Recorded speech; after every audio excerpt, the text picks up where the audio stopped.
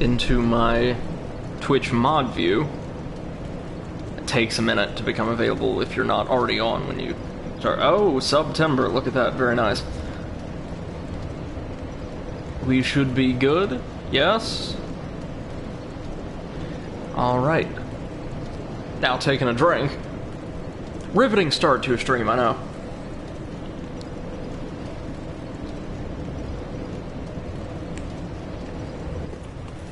Alright, welcome back ladies and gentlemen to a brand new stream on the Overanalyst channel. My name is Brady and I'm going to be with you most of the day today once again as we have double streams planned.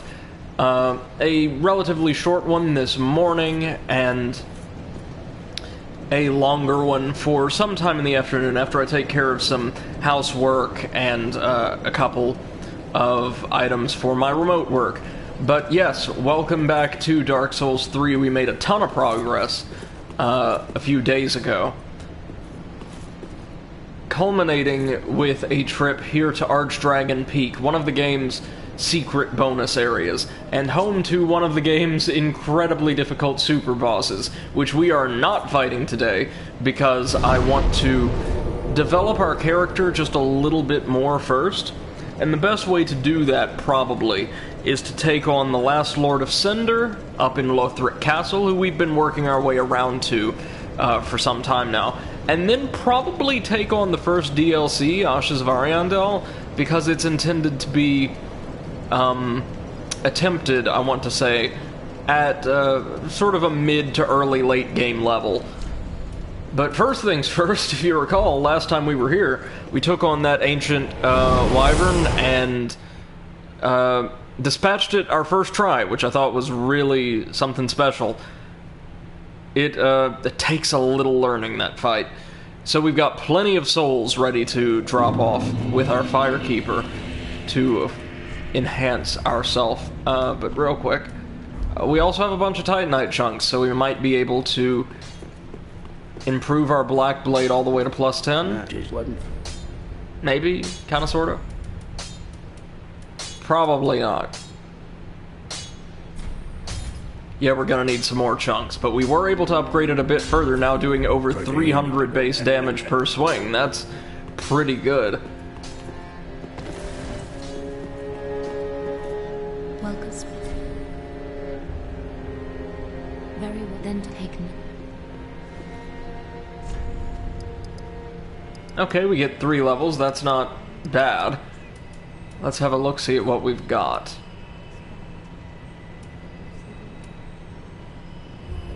I'm tempted to dump them all into intelligence because, trust me, we're about to get something that'll make that a very, very sound investment. Hey, Seth, how's it going? Hope you're having a good day so far. Thanks for joining us. Farewell, Ashen One. May the flames guide thee. Today, we're being cowardly and avoiding the super bosses. Oh, just finishing work. Excellent, excellent. And are you working, like, on location or remotely? Because I know a lot of people, myself included, have not gone into work in, gosh, ages. I miss it. I really do. In office. Oh, well, no, that would make sense, because, you're in a part of the world that actually handled this responsibly, or I could say just handled this full stop.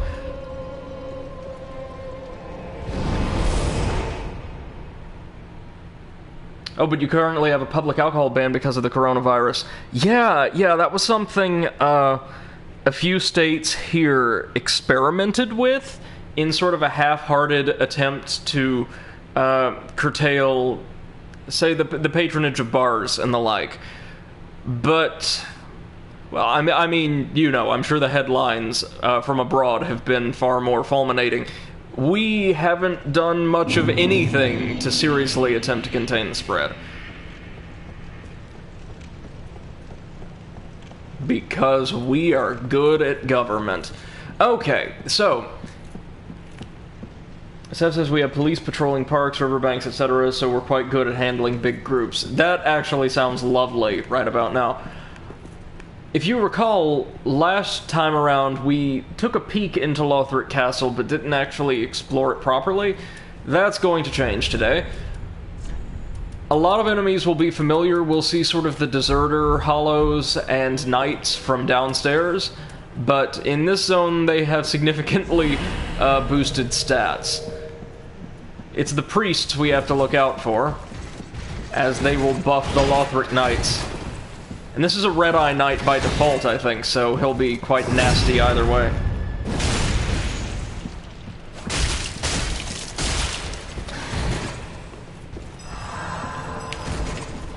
Oh, uh-oh. Yeah, see, look at that. That's one attack from him. In stance, to be fair, but...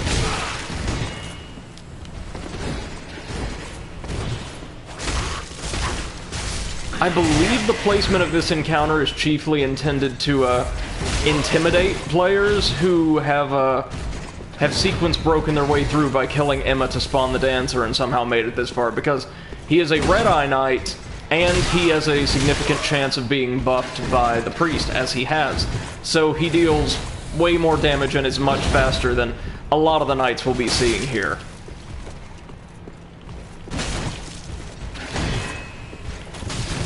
Oh my god, yeah, he's very reactive.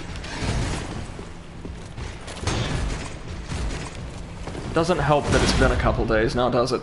Oh god, stop it with the shield. I get it, I get it. Oh my god. First enemy in the castle, there we go. Seth says, I saw 4 riot policemen the other day separate a group of 15 teenagers and spread them around in the park. That's... I mean... I'm not gonna say it wouldn't be useful here. Florida, in particular, is still like spring break and vacation central. Like, beaches have been packed, or were packed, for months and months. They literally took their blankets and spread them around, and came back every 15 minutes to check up on them. That is... Well, on the one hand, it's great that they're that invested in public safety. You've actually got people doing things. On the other hand, it's no fog wall ahead. That's very good, thank you. It's kind of endearing to know, it's heartening to know that your police are actually attempting to deal with the public in a fashion that is conciliatory and helpful and productive. And, well, not like a lot of ours, put it that way.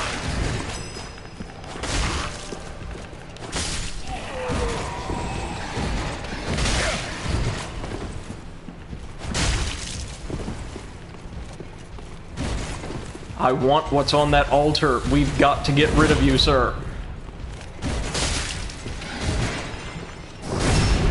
There we go. That's a bit better.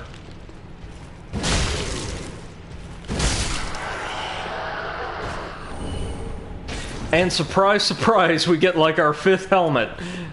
Seth says, they also have a stack of masks that they're giving to people that don't have them. That's lovely. I was stopped once on the bus stop because I had my nose out of my mask because my glasses got foggy. 2 policemen came and said I'm not allowed to have my nose out and that the fine is 150 euros. Wow, seriously? Okay, so again, very good that they're taking steps to enforce public health guidelines, or public health mandates. But wow, that is really steep for a first-time offense.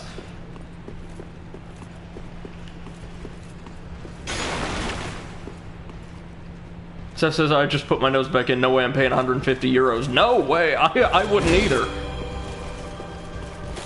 So we see the way this area works, right? It's hordes of really tough Lothric knights and priests buffing and healing them to high heaven. So, I mean, yeah, oh my god, again, seriously? Wow. Seth says not wearing a mask in stores gets you a 1,000 euro fine. Well, we're going to need something like that here, because, okay, so the mayor of my county, the mayor of Rutherford County, who is, like, a pretty prominent local administrator, because, like, we have a college town, obviously, my city, and a lot of other things here, put in place a, like, mandatory, or a mandate requiring face coverings in public. So that means, by law, you're technically required to wear a mask, but Here in Tennessee, they really emphasize that technically. Enforcement's really sporadic and kind of incredibly lenient, honestly. So it's better than doing nothing at all, but only just. In fact, that could be an effective slogan for our entire, like, national coronavirus response. More effective than doing nothing at all, but only just.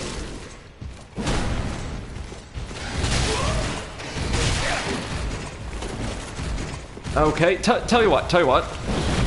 How about we don't fight the really frightening knights, because they're not everywhere. They are not everywhere in this area, and also bonfire.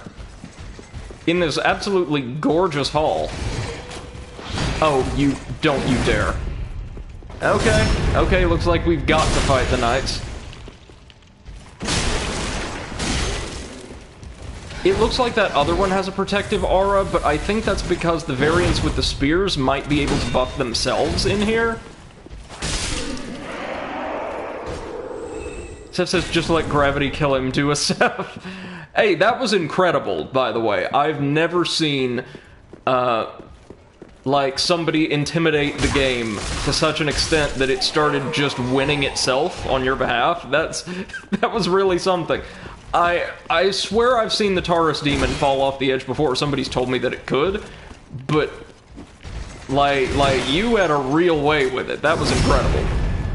I'm hoping that the trend continues, throughout the playthrough, because, you will face several bosses in arenas with, like, sharp edges and drop-offs and things like that, so I'm interested to see how prominent that is. Seth says, yeah, I hope for more gravity kills.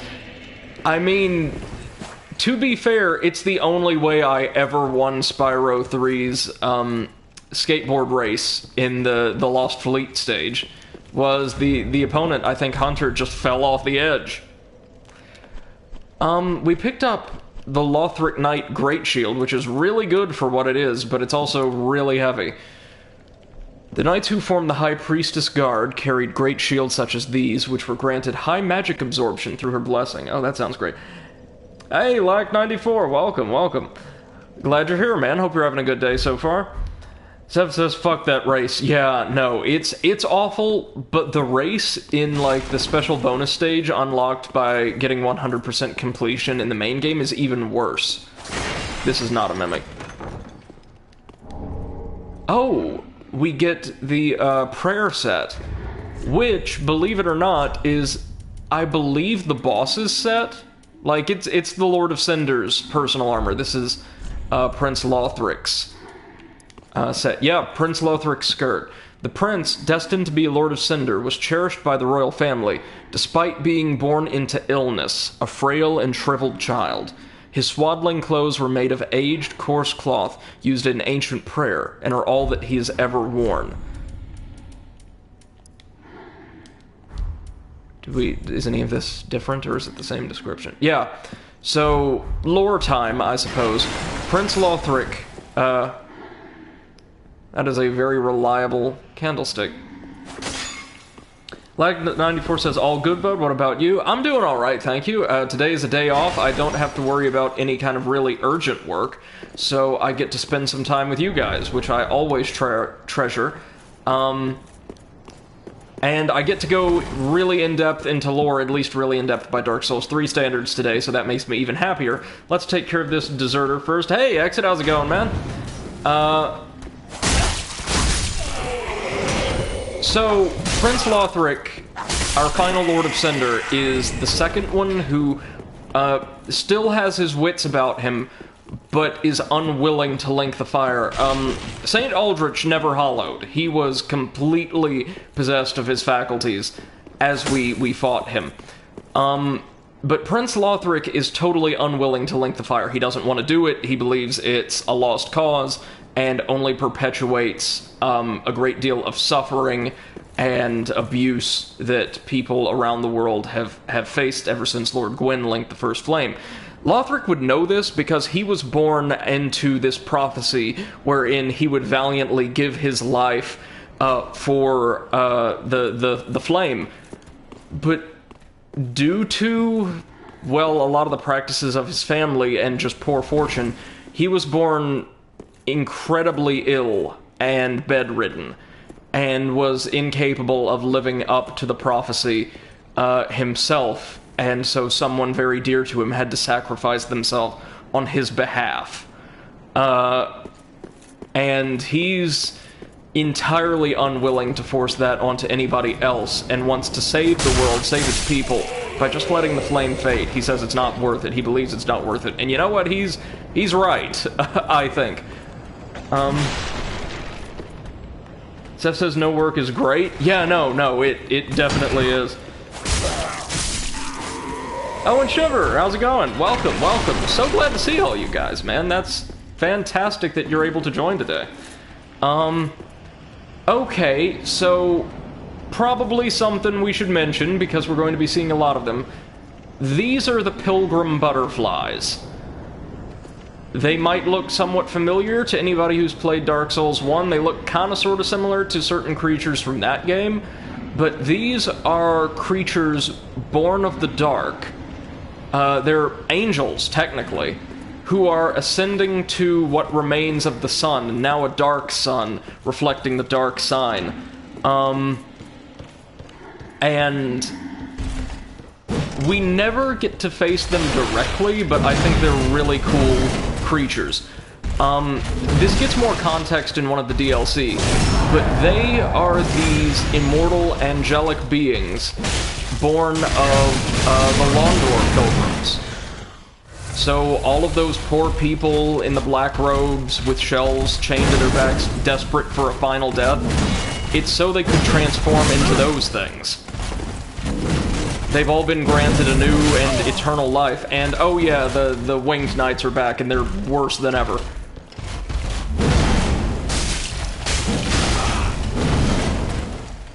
I'm not gonna lie to you guys, Londor Castle or Lothric Castle, is pretty hard.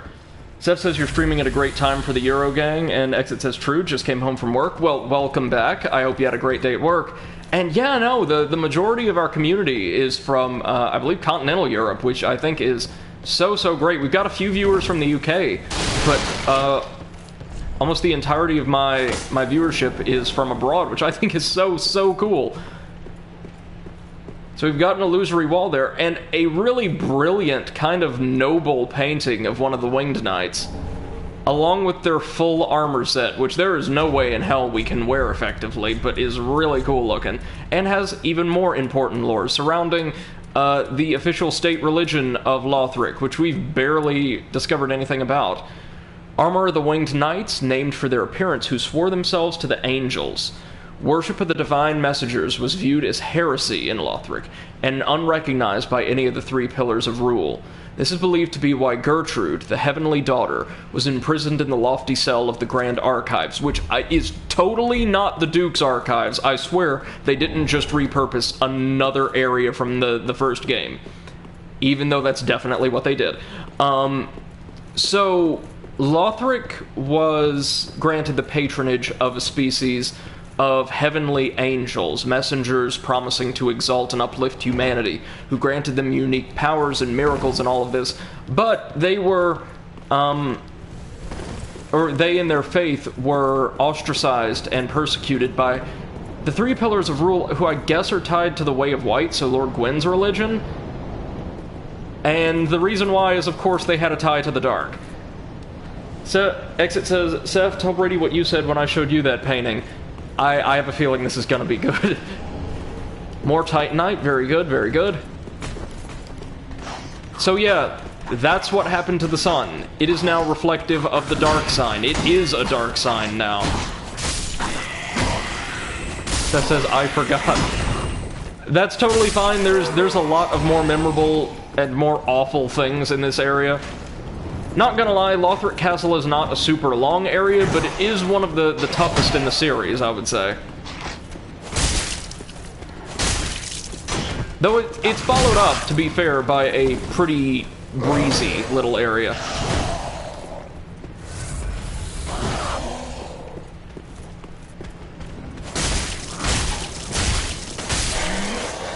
It says, I'm not interested in these fat assholes.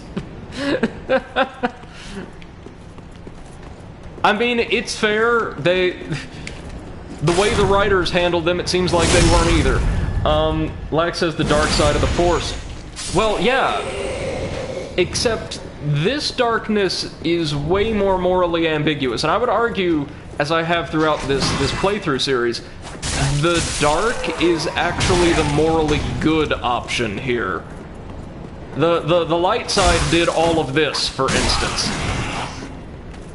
What? Miracle Boy? Oh, sakes alive, I should have gotten a seat of the giant tree. Oh, this is not gonna end well. Oh, there are miracle builds, too. Well, that makes sense, doesn't it? No, did that crossbow bolt just reflect off of my... It shot it through the wall. Hello. Oh my god, they've got the same sword, or a similar sword. No, that's a straight sword, my bad. Exit says Miracle Boy version 2, what happened to version 1? Blade of the Dark Moon, thank you very much. Oh, you're wearing the Nameless King gear. You've got the skills and the lag, apparently. Seth asks, was I drunk? Exit says either that or really tired. If you were going through Lothric Castle, odds are you were really worn out.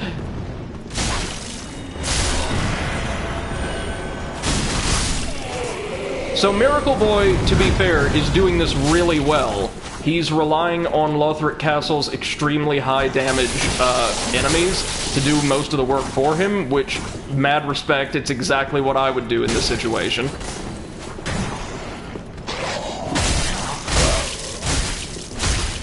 The problem that I and my collaborator are going to have here is... Bonfire, bonfire, bonfire. There are a million friggin' enemies here. All in a very dense area. Exit says he's gonna lure you onto the bridge, like hell he is.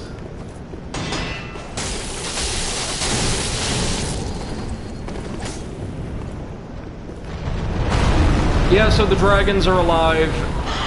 Kinda, sorta. The dragons are possessed, actually. Man, I wish I had a seed of the giant tree, because we could end this fast. Oh, I do! Haha! Have fun!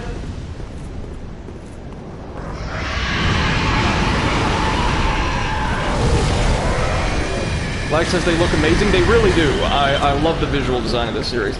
Seth says, probably I didn't give a shit about these fat assholes anymore. I mean, I wouldn't either. Twinkling Titanite. Hey, how's it going? We're, what? Oh my god. So he's hiding out in an area totally devoid of enemies, right? Oh, we've got another blade!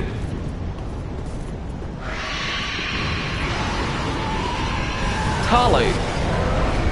Like from Mass Effect? Right on. Exit says he's probably on the right somewhere. Oh dear. My collaborator just took... There he is!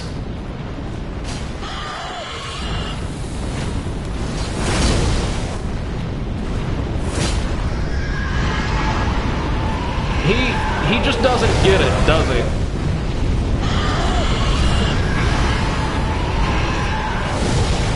Now, he did show us the best way to get through here, which is charging the bridge and rolling off.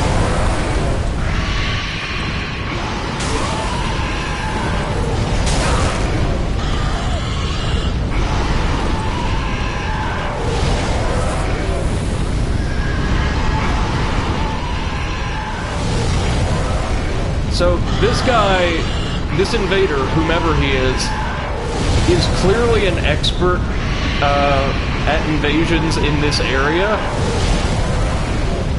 because he is trolling hard. I've got to respect it, because I would be doing the same exact thing. No! No, are you kidding me? And he's gonna count... He gets a win for that, doesn't he? Oh, man. After everybody worked so hard to protect me, too. Oh, yeah, and I know. No, the moat is just chock full of a pus of man. Shiver asks, do I do squats too? Sporadically. Yes, I do, actually. Not per death, though. Certainly not for that death. That was...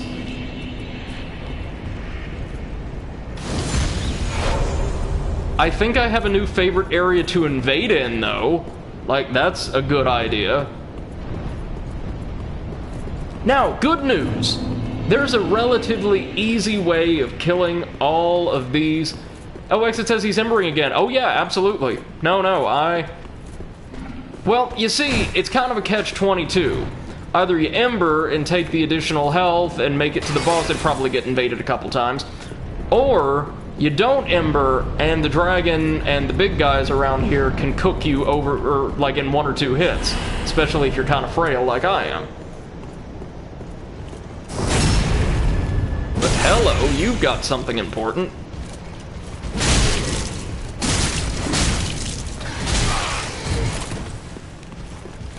Most of these are Red-Eye Knights, I'm finding. Exit says, are you so underpowered? When it comes to fragility, yeah, I am. I'm not the most resilient character. I'm pretty strong. Oh, a Great Lance. That's solid. But I am not the most survivable character.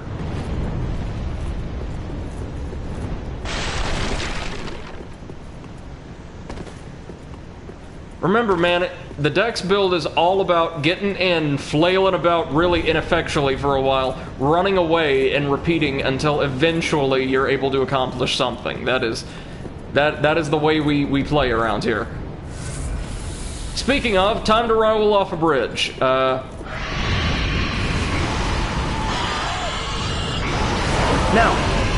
killing these dragons is actually really, really easy. We just can't do it here. Exit says making my point of a strength build a lot more appealing. Not at all, not at all. Well, let me put it to you this way. Strength builds are great for crowd control, if I'm being honest, instead of, like, just joking about. Strength builds are much better for crowd control at any point in the game. And I would argue that for the most part, Dex builds are far better in one-on-one engagements. In part because they tend to favor weapons that have greatly enhanced critical attack and backstab damage. But also, like, just speaking as a viewer, strength builds, especially in Dark Souls 1, where there's this whole metagame built around the strength build with very specific distribution of stats and armor and all that, get really boring after the mid-game.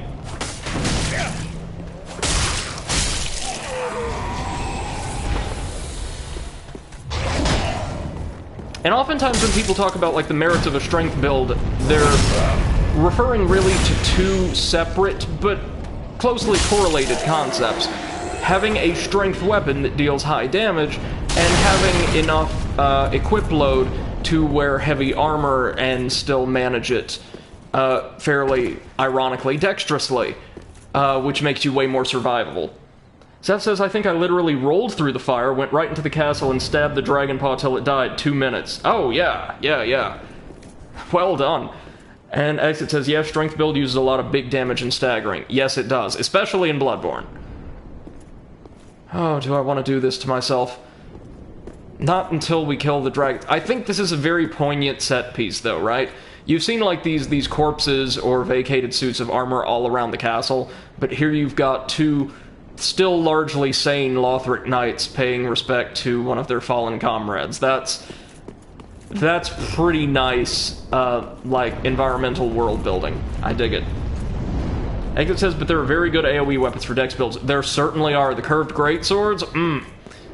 Oh, and we can find the weapon I want to finish the game with here. A weapon I've never, like, really worked with, but after our experience in Dark Souls 1, want to give the old college try.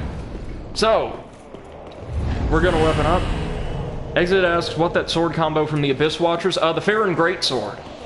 It has a great moveset. So down here we've got another one of the Pontiff's Outrider Knights. This one has a different weapon though. Specifically, it has a dex weapon. Even though it's using it much the same as the other one did. Or no, they both, the enemies themselves have the same weapon, but they drop different weapons. The first one, the one we fought near Farron Woods, uses, or drops this exact weapon, the Garethil Straight Sword. This one gives us something much cooler.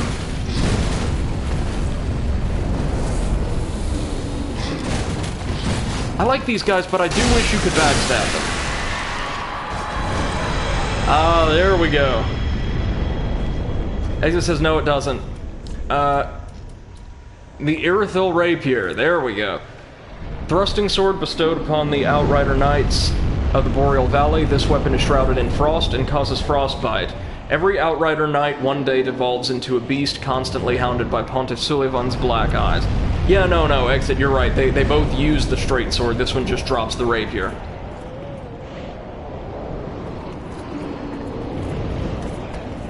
Let's play around with this a little bit. So, shrouded in frost, fast as all get out, excellent critical attack damage. Yeah, we're gonna be playing with this baby. Oh, and look at the sort of spider web design along the guard. I adore this thing. But alas, we've got a really good sword for where we're at. We've got dragons to kill first. Oh god, I forgot that that one can breathe over here as well. Oh no. Are you kidding me? I thought they just covered the bridge. My bad. Well, we're screwed. Sorry guys, as I said, this area has always been really hard for me. It's followed up by one of the easiest areas in the late game. And yeah, no, that was not a great performance. Well, first things first, we're going to Ember up, but then we're going to go crack some of our Solid Souls at the Shrine to upgrade that Rapier. Again, I was able to use one to great effect in Dark Souls 1, and here's hoping that the Ice Sword will do us just as well.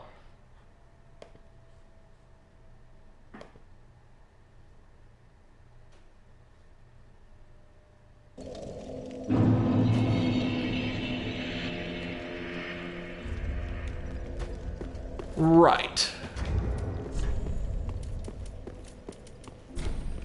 This should do it. Oh yeah, that should more than do it. Just one. First off, would you mind giving me one more charge? Thank you very much. Now I think this might need Twinkling Titanite. Yes, indeed. We're going to watch as that dex scaling just leaps through the roof, but we need more Twinkling Titanite first. Well, there's a couple ways to get that. I don't think she sells any with certain Umbral Ash. No. Ashen one. I know a place where we can get plenty of it, but we ain't going there yet.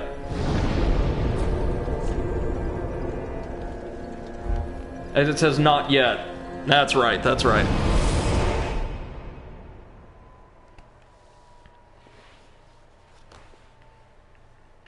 So once the dragons are out of the way, Lothric Castle itself really isn't super hard. Exit says she will when you get to the last boss. I see. Then our rapier will be really viable. Well, it might be viable now just with that backstab damage, I'm thinking. We'll give it a try and see how it does. It's not going to do quite as much damage as the Black Blade, but still really solid. Yeah, that's over 310. This has like stronger critical damage, and it's around, yeah, just sub 250, but much faster. Much faster. Alright, guys, let's try this again.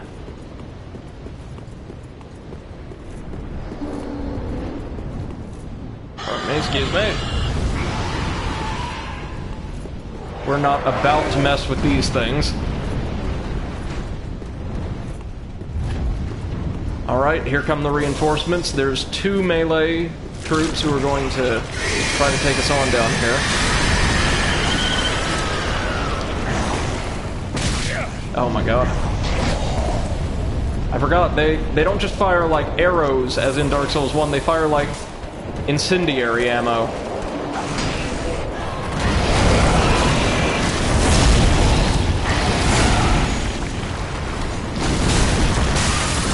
Have fun! So again, these are the same exact enemies from the start of the game. No real difference in moveset, behavior, or anything like that. But they just deal an absurd amount of damage now.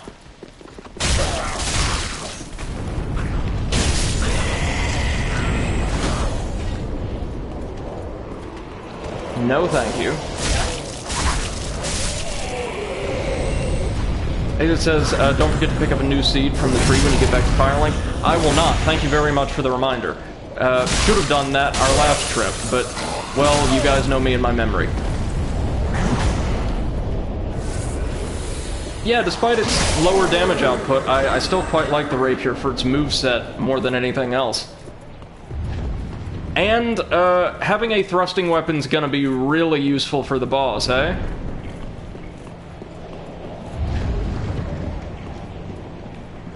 Anything else down here? Yes, there was.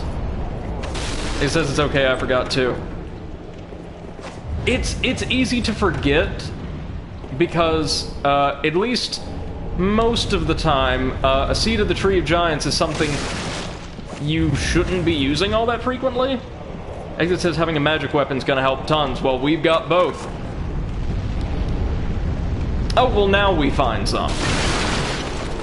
One of these is a mimic, right? I mean, you just gotta be. Come on. No? Alright. Well, now I can upgrade the damn thing again.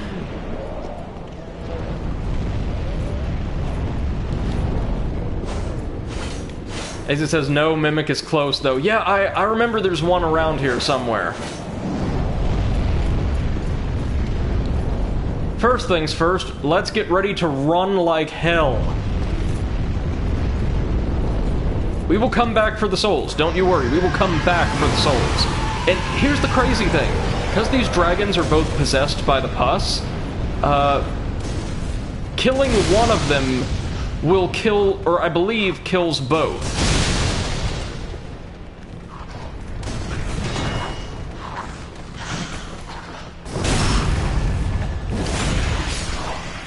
Exit says no? I thought it did. Oh, but it'll make the other one less active. Okay. Oh my god!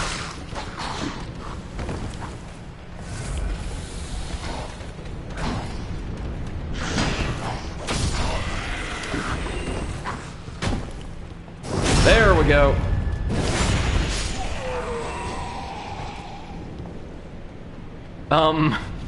That's quite the ragdoll.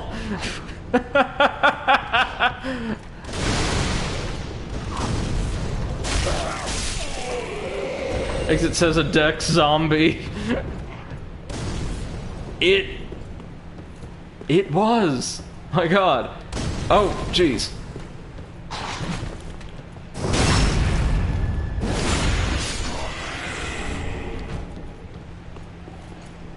Is our friend still, like... No, he's not still, like, humping the floor. Good. Good. Here we go. Here's where we can shut down the dragon.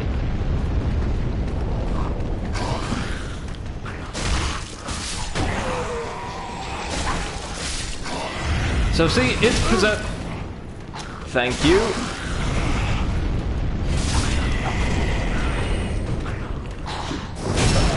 It's possessed by a pus of man. And that means that it's got all of those nasty little attacks you'd expect from, say, transformed Udixgundir or one of the actual Pus of Man enemies. Like, I mean, it can knock you on your ass at close range. But We don't need to go into close range, because if you remember, these things are really, really weak to fire damage, and we've got a bunch of fire bombs literally burning a hole in our pocket. So here's what we're gonna do. We're gonna take the firebomb, right? And we're just gonna keep doing this until the end of time. Or can we? No? A little higher? No? Oh no, we've got to spawn it first, right? No? No, just one attack? That's okay, there goes the dragon. Now we've got a stationary putz of man to fight. That's how it goes.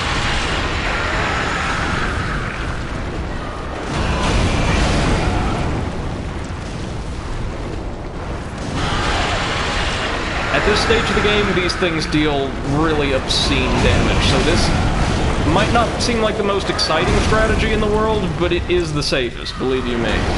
Believe you me. Also, I see we've got a pretty decent-sized crowd today. I hope everybody's doing well. Thank you all so much for tuning into today's stream.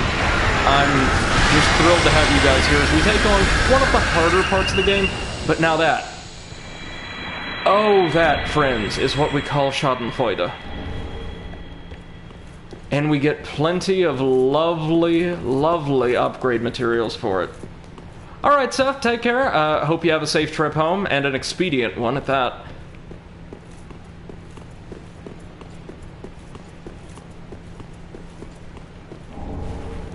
More Titanite chunks. If we were upgrading regular weapons, like we still probably will do with the Black Blade, this is a great, great area to explore. Titanite scale. And the other dragon is not doing so hot, so we are good to collect our souls. Exit says you forgot to open the gate. That's right, that's the thing you can do up there. My bad. We are now reaching the point in the game where I have memories of bosses and like a couple treasures, but absolutely nothing about specifics. So we'll go back for that. I kind of wanted to kill the dragon and get my souls as soon as possible, though. Lightning urns. Haven't seen too many of those, but those can be useful. I'm curious, where are they? Are hexing urns still a thing in this game? The, dark attribute firebomb, analogs from the second game? Black firebombs, good. They knew what you'd want to be doing. They knew.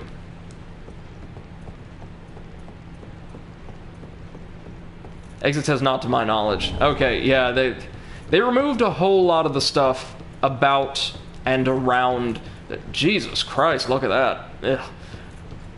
Around the, dark element for Dark Souls 3. It's still present, of course. There's dark elemental damage and reinforcement and all that, but a lot of the cool little items and special attributes associated with the element were cut. I'll find it, don't you worry. It's got to be back over here, right? Yeah. Yeah.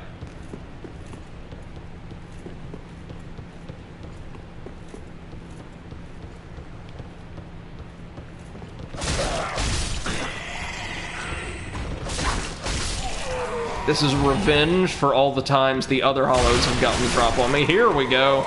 Now that's more like it. Exit says I'm not saying anything. Alright, I see you.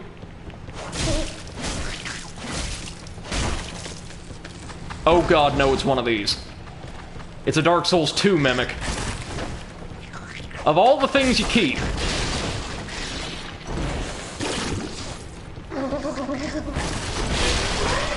Oh my god, really?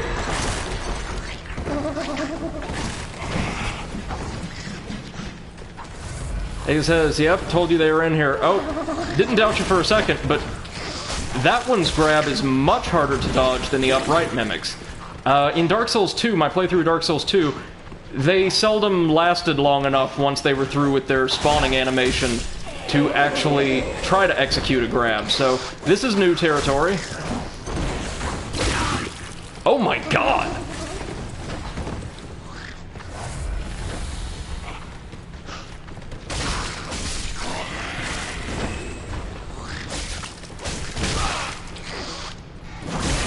No, no, no, no! There we go. There we go. What you got? Oh, a bunch of Titanite scales. Well, that's worth it. That's certainly worth it.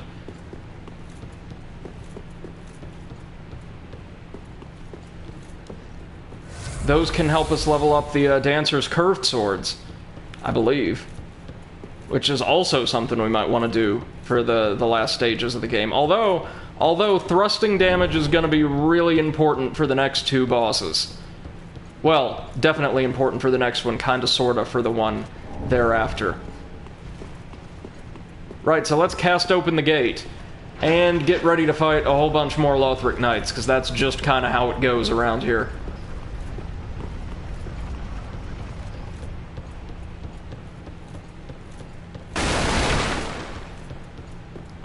So I'm thinking, after Dark Souls 3, because I just can't help myself, I'm overcome with this morbid curiosity, and know that we will probably enjoy exploring it together, regardless of whether it's any good or not.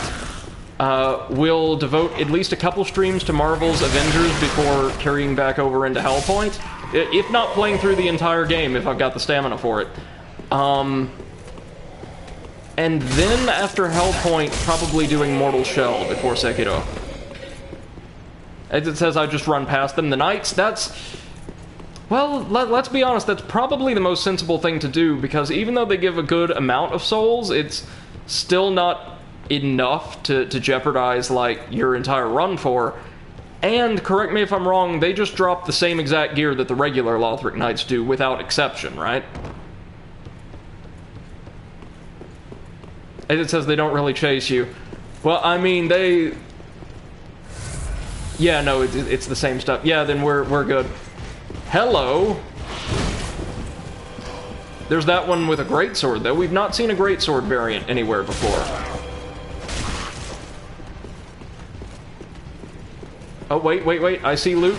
Pardon me, sir. At least I thought I did. Whoops, that was a mistake. Welcome to my streams. There's a lot of those.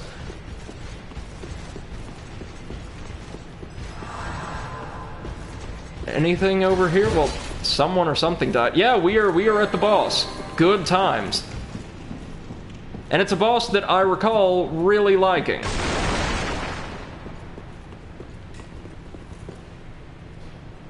Would it be more appropriate to say boss or bosses? Red Tearstone Ring. No illusion ahead. No, but like, look at the break in the texturing on the wall. It looks like there should be, right?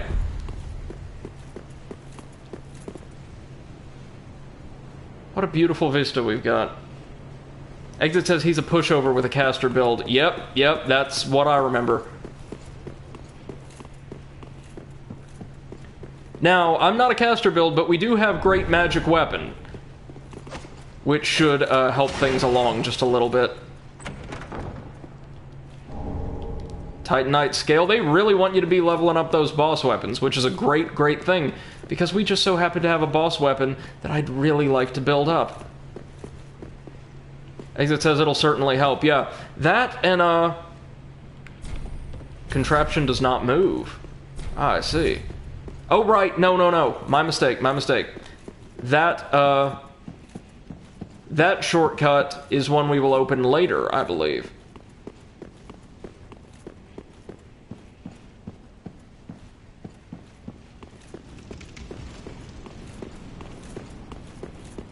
So our proper shortcut is over here. This is the one we can actually use.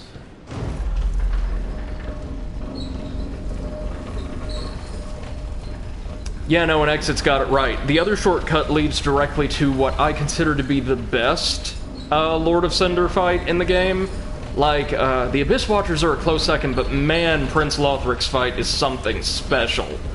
It's really good.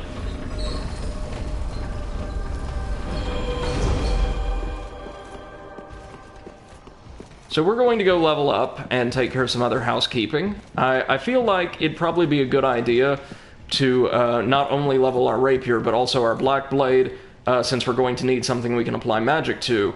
And the Dancer's curved swords, just because they each use a different type of upgrade material, and I'd kind of like a variety of perfectly viable weapons at this stage of the game. But thereafter, we're just going to take on this boss, which might take a little bit of learning because it's very technically not one enemy. It's 2 or 3. And he says, wait, I saw Osiris. Yeah, no, we took on Osiris, but not the Untended Graves. Yeah, no, we... Well, no, remember, the Untended Graves bonfire is under the Cemetery of Ash heading. So we've been there, we've not fought Champion Gundyr. Again, I'm getting that part for my capture card setup today. It should be arriving in the post this afternoon. And I would really like to set up some kind of dual commentary with you, preferably through that, because it's what I want to use to stream from here on out, not PS4 share, for that particular stream. Yeah, so my plan is Prince Lothric, Ashes of Ariandel, because it's certainly the easier of the 2 DLCs and much shorter, then the super bosses, then Ring City. Just wasn't. What needs smithing this day? A whole lot, brother. So we are going to take this, make it even stronger. Yes. Oh, but it requires our Titanite slab. Well, let's use those chunks to upgrade the Black Blade one more time. Whew. Better strength scaling, so we get yet another like little bonus. It's worth it. It's worth it. We'll use our slab here. But now here, all those Titanite scales we got, time to put them to use refining a really good weapon. Everything requires a slab to finalize, I guess, but... Oh man, look at that damage though, it's real good! It's real good! And it appears by default, as it says it's fine, there's another slab pretty close. Good. Now, correct me if I'm wrong, but with the Dancer's Curved Swords, by default, the blade you one-hand deals physical and magic damage, and the other deals physical and fire, correct? So the values I see here are only for the dual-wielding damage output. Yeah, okay. So, I mean... Would this be preferable, then, to buffing the Black Blade with its over 300 damage with Great Magic Weapon? I'm guessing because it's a slashing weapon, probably not.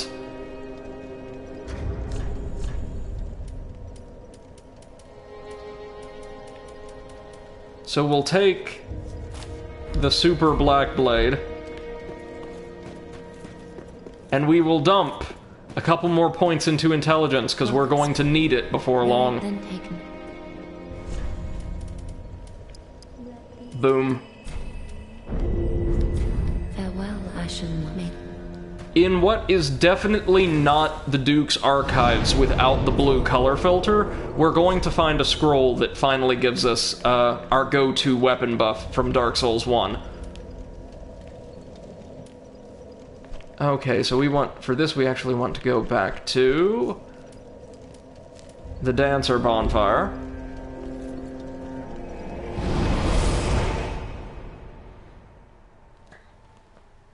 Alright, let's try this. So, our boss is yet another Dark Souls 1 throwback, but only in terms of visuals. Mechanically, this fight is very much its own thing. And it's going to be us against a humanoid enemy, but a very, phenomenally ponderous one. The real challenge comes in the second phase, where for some godforsaken reason, 1 or 2 of the pilgrim butterflies will suddenly grant us their attention and begin attacking us from range.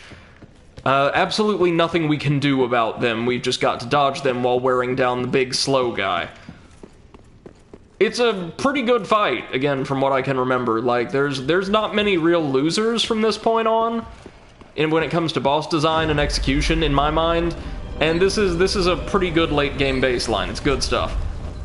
Oh, didn't mean to do that. Definitely didn't mean to do that. I was just trying to get to my menu, jeez. So I can tell you right now, we're going to want some heavier armor for this. Black Knight armor's pretty heavy, but it's also pretty worth it. Silver Knight, gauntlets, the Lothric stuff's... Well, no, we can do Wing Knight material, I guess.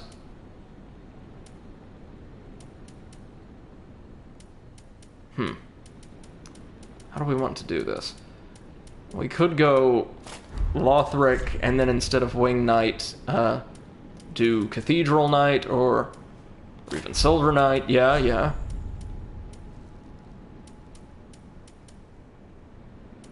Then we could just barely do the, well, no, that's weak against lightning, and we probably don't want that right now. Lothric's Hood, meanwhile, is great against lightning.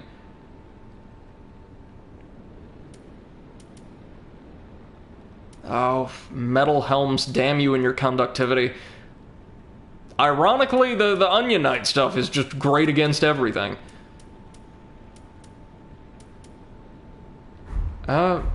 Guess we can just keep this weird little mishmash we've got. Right, so ladies and gents, let's try this. There's a very good chance I'm just going to get smeared across the wall, because, again, been ages, and this is a pretty tough enemy, if not the most mobile one. So let me take a drink, and we'll throw ourselves into the fire.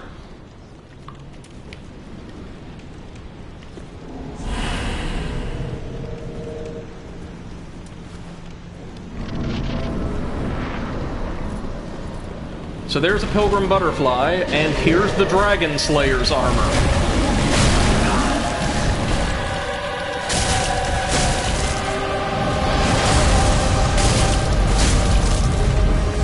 Big, slow, also incredibly powerful.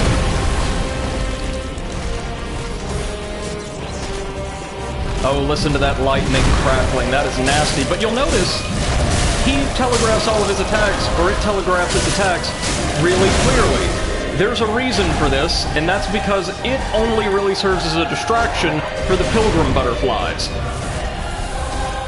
Oh, thank you very much, Shiver. I appreciate it. We'll see.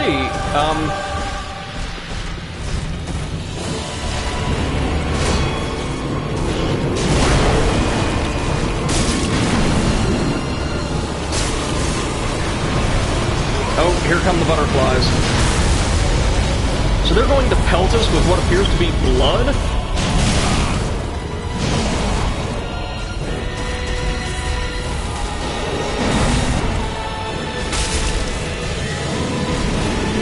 Oh, really need to put that magic buff back on, but we're doing fine for now. I think if you hide close to the fog wall on the opposite side of the arena, the Pilgrim Butterflies have a much harder time of getting a beat on you. And you can also use the fountain to dodge a lot of their attacks. What type of damage do they deal? Is it dark? I would imagine dark damage.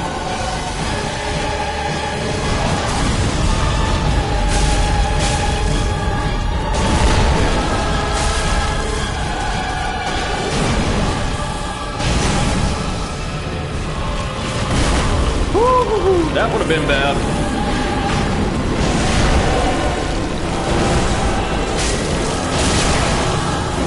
Just like that was real bad. Oh my god! No. No, sir.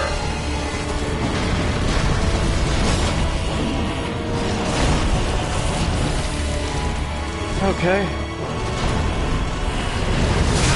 Holy Moses! Didn't know he could do that. Well, I'm proud of this run, no matter what, if we pull it out or don't. Jesus Christ!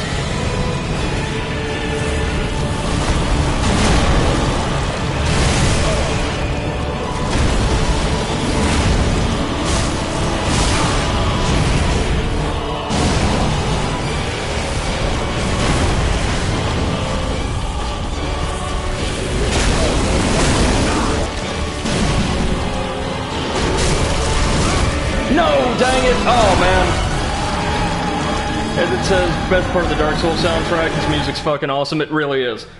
And Lex says, dude looks beast. He does. This is the best iteration of this particular character. He's appeared in all three main games in slightly different styles.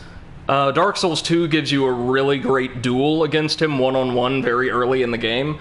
But we're doing alright. First try against that particular boss after not playing this game in ages, I feel pretty good about that.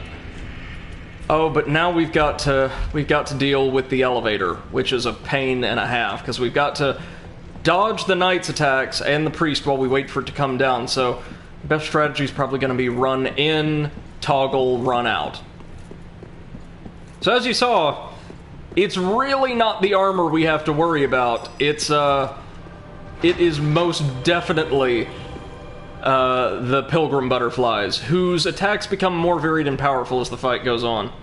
Exit says Knight won't come near you when you're so close to the elevator. Don't worry. Okay, good. We are fine then. Also, I'm probably gonna two-hand this sucker, because that's going to make all the difference now.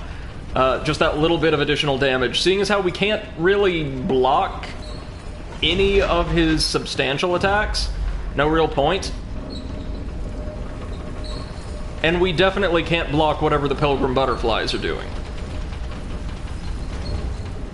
In fact, if I want to play it really risky, welcome back, Seth. We are doing our level best to take on the Dragon Slayer armor.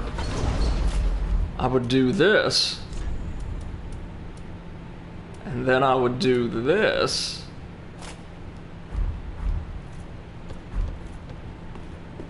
Yeah. Now, this is chancy. This is high risk. I have a feeling I'm going to get just destroyed because I don't have a shield now. But I'm willing to give anything a shot. Once. Exactly once. Is there anything here that would help us, by the way? Increases magic attack, yeah. Reduces damage from backstabs, good for PvP. Greatly boost sorceries. Huh. He says, oh shit, you're below 70. Nice. Yeah, no. We unequipped the shield, so this ought to help us. I mean, you can't really block any of his stuff anyway, so what's the point?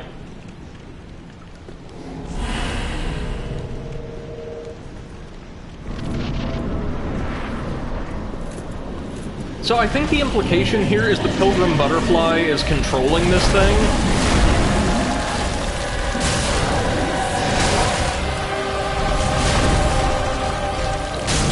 Oh, shouldn't have gone for that. Wait for the punishable attacks, always.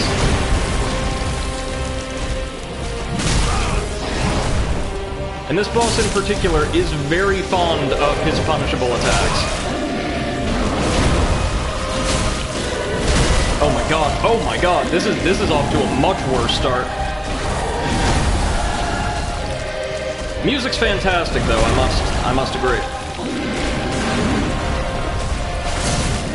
So look at him just destroying the bridge, oh my god.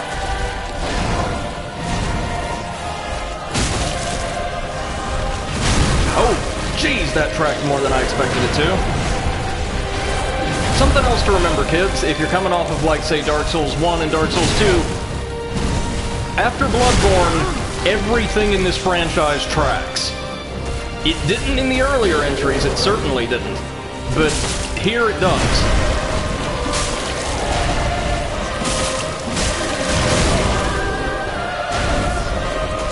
He says you should just let Seth play against this boss, he'd just jump off the bridge. I'm sure that can happen here. Christ! Oh man, going without my safety blanket was a bad idea. I did so much better with a shield. Well, to be honest, I have a feeling it's more like I did so much better with the one-handed moveset because it was a lot faster. Exit says it can, I've seen him do it, and the lightning plate ring could help, since he does do lightning damage, and a lot of it, yeah, no. It's pathetic to be having issues with this boss, I know, but, I don't know that we have the lightning plate ring, which is fine. I'm going to go back to my shield. And specifically... Wing Knight... Exit says also your two-handed damage is 40 more than your single-handed damage. I do know that, but it doesn't make much of a difference if I can't hit him. What were we wearing before? It's the Dancer's Helm. There we go. Greatly reduces lightning damage, and we get it just before the boss. How's that? Instead of Wing Knight, how about Cathedral Knight? Slightly lighter? Yeah, we can make that work.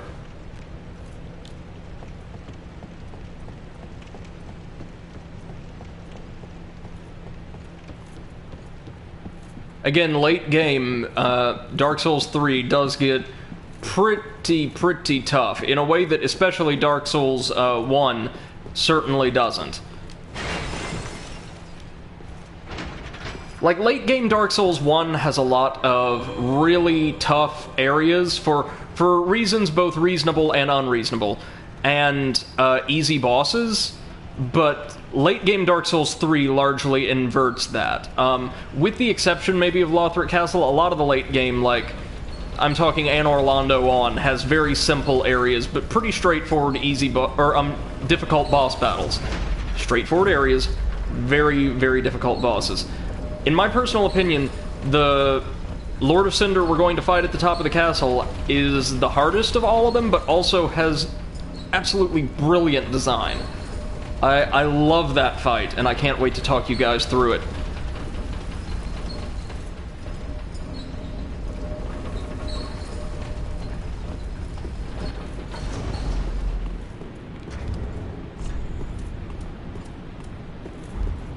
Alright, let's try this again. Ember is the thing we wanted. And while we're at it, just to help us out a little bit, we've never eaten a bug pellet on stream, so there we go. Not gonna do much, but make me feel better, and that's all that matters.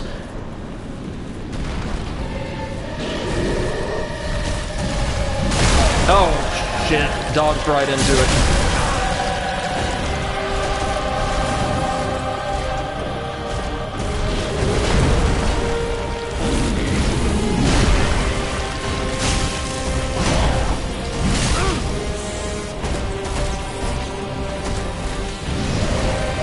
Now, this character, or the character this is modeled off of, in the other games, fought with a spear and was incredibly fast.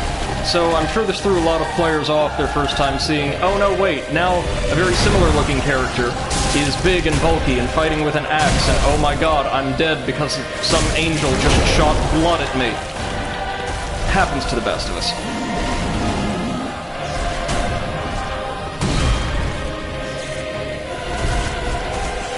Now, I think the phase change here is denoted by us knocking him to his knees, like that's when the Pilgrim Butterflies become active.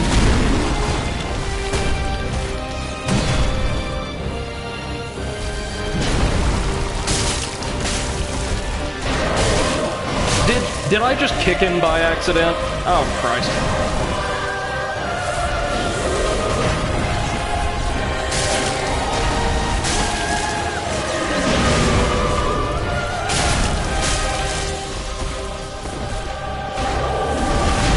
Now he's going for that two-handed.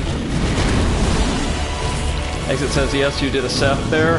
I was tempted to make a similar remark myself, but...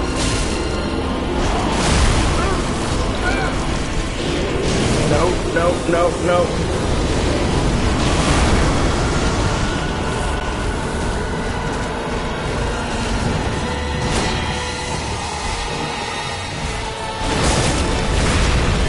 Oh, there goes the butterfly laser.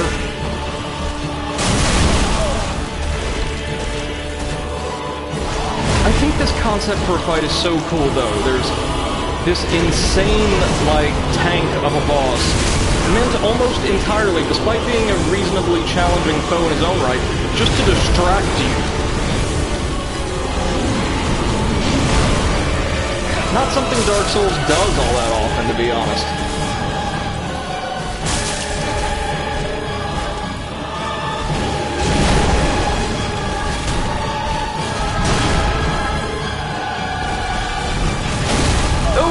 Jesus Christ, man, the tracking on that.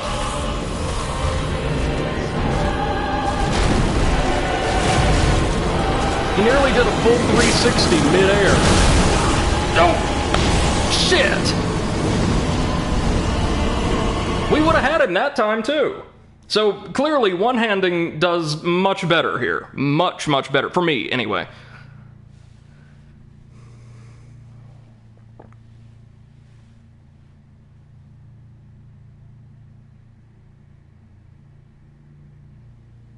I'm also aware of the fact that a lot of folks, or a lot of different builds at this point in the game, have quite a bit more health than I do. So, that probably is not helping us either. Do we have that lightning plate ring, by the by? No. We're fine with it, though. We can handle this. Again, that would have been the run had it not thrown us off the top of the castle.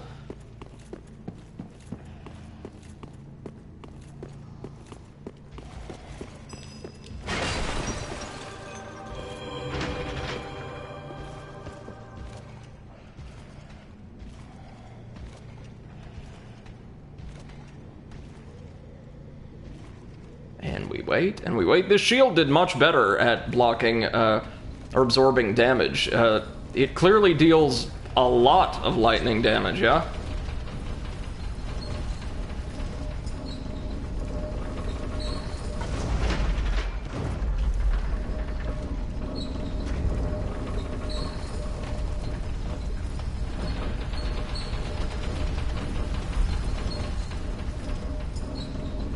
Okay.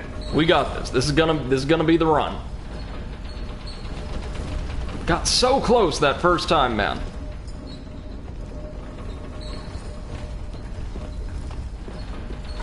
This is also one area, like, especially when you're having to get hits in really quick and, like, run out, where the Black Blade is honestly not your friend, because as katanas go, it's really, really short.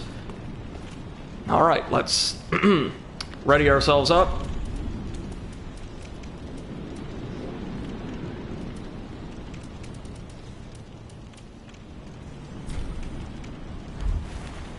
And, just to help us out further, why not?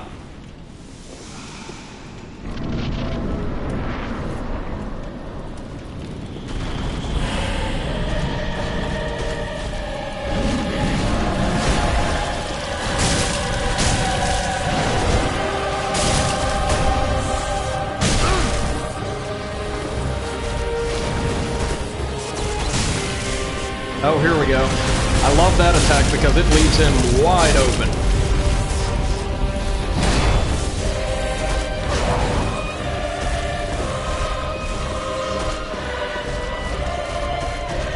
Alright, here we go.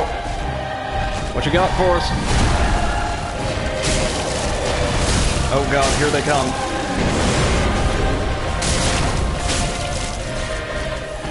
It's interesting, he goes into the second phase, or begins that animation, at quite a bit above 50% health. I assume with the assumption that you're going to take advantage of those, or that opening to get him down to at or around 50%.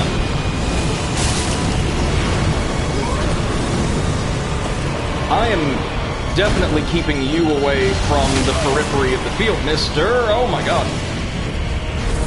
And I think, correct me if I'm wrong, the butterflies on either side take turns attacking you. First one, then the other, and back and forth like that.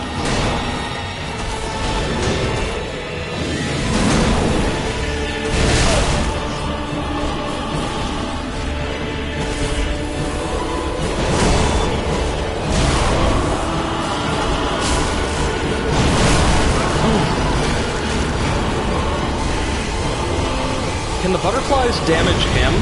No, they cannot. Be cool if they could, though. Or even if that was an integral part of the fight, like you had to bait them into damaging him. That'd be cool.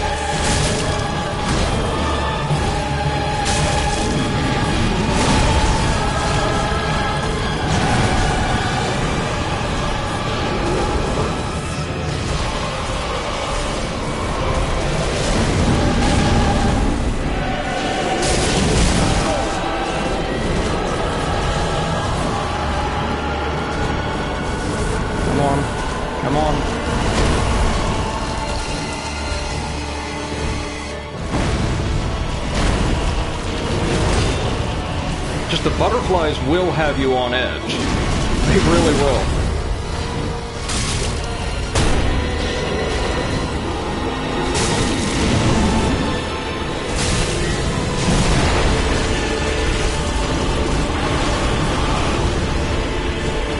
And it's not that they deal a ton of damage, because they, aside from the laser, I think, they really don't. It's just, like we were discussing on Seth's stream a couple days ago, it's the psychological effect of so many of these fights that really throws you off. There we go. Oh my god, I was just slightly too far off to the side. No, no, no, no, no. There we are. Now check it out. As we disable the armor, the real bosses die. We brought down the Pilgrim Butterflies and collected the soul placed in the Dragon Slayer armor. Seth says, I'm back at Fresh. Welcome back, and thank you, everyone. Hey, MC, how's it going? Glad to see you. We took it down. It took way more attempts than I was expecting. But we made it, and that's all that matters. Let's check that soul to get a little bit of lore. Not Osiris's. The Dragon Slayer armor, controlled by the Pilgrim Butterflies, lost its master long ago, but still remembers their sporting hunts. So it was like an automaton, basically. We just took down Dark Souls' equivalent of a robot. Shiver says, awesome fight, really enjoyed watching. Well, thank you very much. And I agree with Exit. Exit says you should still play this game. You definitely should. You definitely should. As much as you're going to hear me whinging about difficulty over the next couple hours, because we're getting in the part of the end game that can get pretty punishing, the learning curve, while steep, isn't unforgiving. And one of the things I really love about this series, and the games that it's inspired, is they're so extremely permissive towards and encouraging of character creation and development. So, with the exception of Bloodborne. Bloodborne's a different beast altogether. Usually when you just get laid flat in a Souls game or a Souls-like, the default mode of thought isn't, oh man, I just need to quote-unquote get good, despite what the fanbase will tell you it's, I wonder which of these hundreds of tools at my disposal I might want to use to make that a little easier on myself. How do I tweak my character? How do I adjust and adapt to this challenge? Seth says, good job, thank you very much. And Seth says, it's not so difficult, to be honest. I find Dark Souls 1 much, much harder because of its wonkiness. Exit says it's because you decided to play it on Switch at 30 FPS. I will say this. Dark Souls 1 and 2, because they have a nearly identical level of wonkiness in their animations and kind of clunkiness. Like if I were to execute an R1 attack with a weapon, even a light weapon in Dark Souls, it would feel like after playing this game it takes about 3 years to come out. They take, even like for players who'd never been introduced to the series before, I know because I've seen people like start playing with Bloodborne or 3 and start playing with Souls 1, it takes much longer to get used to because of kind of the deliberateness of like animations and design and all of that. MC says Dark Souls 1 works well on 144 Hz. Now notice, this is something the second game did once in a while, but we've got 2 bonfires literally within sight of each other. I have no idea why this is. But here we are, the Grand Archives, which is definitely not a Dark Souls 1 area that's been, like, copy-pasted. I promise you it's not. We got the key to the Archives, along with a pair of twin swords on a corpse over there, so let's have a look-see. Key to the main entrance to the Grand Archives of Lothric. With the fire fading and the spreading pus of man tainting the castle, the Grand Archives closed its doors for good. Today, only a few of its keys remain. This one likely belonged to Gotthard, one of the king's black hands who fled the castle. Zeph says, copy pasta? Nah, it was just inspired. We'll see. So, our mod MC was present with me through more or less the entire Dark Souls 1 playthrough, and I want to ask them, is what we're about to see just a Dark Souls 1 area with a slightly different color palette? MC says, couldn't get the base game working, the mod didn't work well, but remaster did the trick. Because Exit asked for the modded version of the Prepare to Die edition. That's interesting, like the base game doesn't work all that well on certain types of systems. So yeah, welcome to, I'll just call it what it is. Welcome back to the Duke's Archives. This is where we can find the other Crystal Sage as like a non-respawning mini-boss who has loot I absolutely need. They're going to be teleporting all around the area, and it's going to be our prerogative to chase them down, cut them down, and get a very, very useful piece of loot. Now, aside from the Crystal Sage, this area has not a whole lot in the way of enemies, aside from thralls and, like, the local scholars, but it does have a lot of traps. Like, a lot of traps. Exit says, don't forget the slab that's in there. Yeah. And Seth says, fuck him and his teleportation and the book hands. Oh, the book hands are the worst. Also, what kind of library has books that you can't read safely unless you've dunked your head in wax beforehand? I mean, sure, that's what it feels like reading for grad school, but it's not literal. MC says, stone letters and bookcases, definitely not the Duke's Archives. Oh, and let's not forget a teleporting sorcerer mini-boss. But you see, MC, the Duke's Archives was blue, and this isn't. So, totally different. MC says, and the lack of Snake Man. Yeah, let's not get too deep into specifics, because Seth is doing a blind playthrough on her channel, and I don't want to risk, like, just totally spoiling anything. But yes, this is an area from Dark Souls 1. Remade in the visual style of, say, Bloodborne. Like, this looks like one of the, like, say, the Lecture Hall or Nightmare Loft libraries. So here are the scholars. They're all coated in wax, because that's the only way they can read literally anything in this library.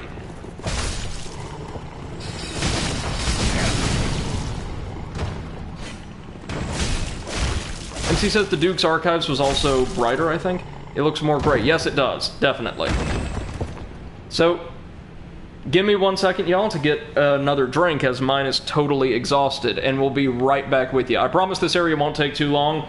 Boss will, though. Oh, God, the boss will.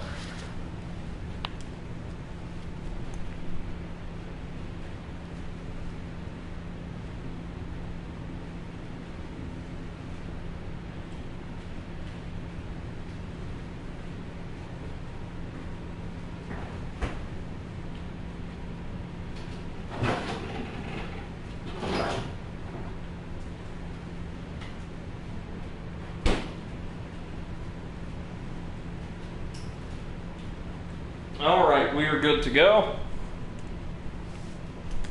I've got to start, like, keeping waters, like, stocked up right next to my little recording station. By the way, I know we've got, like, a pretty big audience today, so thanks everybody for tuning in, and I hope you've been enjoying the stream thus far. So, this area has a gimmick, and I'm honestly not entirely sure how I feel about it. Like, it's kind of cool, but at the same time feels kind of shoehorned in.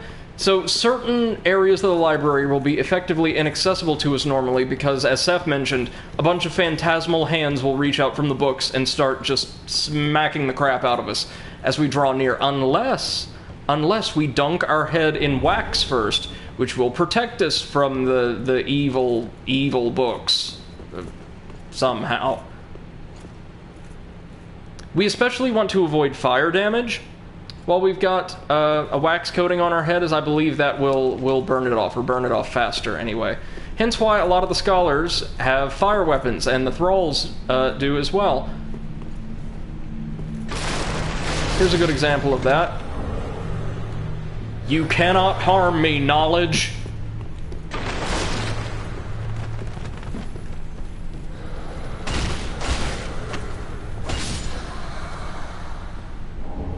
Twinkling Titanite and the Chaos Gem. That is pretty good stuff. Lever ahead, therefore, look carefully. Thank you so much.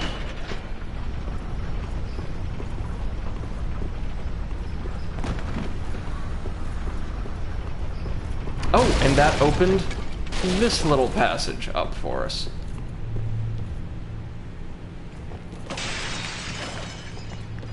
Even when you look at the chain, even when you know it's a mimic, if you've played Dark Souls before, you will know you just cannot resist striking every single chest you find. Like, it's a reflex. We also got a really cool, I think it's a whip, the Witch's Locks.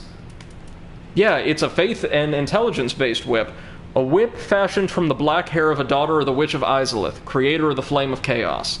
The long, shining locks woven together to create this whip are imbued with the essence of fire, which can be channeled through the use of its skill. Oh yeah, and you can, like, use it basically as a flame whip pyromancy, if you're so inclined. But first...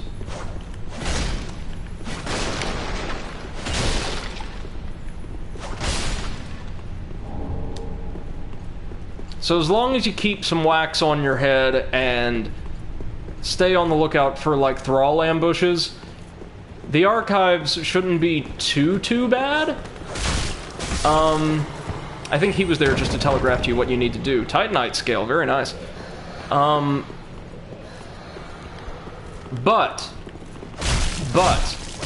the top of the archives are another matter altogether, as that's where a lot of the area's difficulty and really tricky encounters kind of emerge. We'll deal with the lizards later. We've got a horrible sage to deal with first.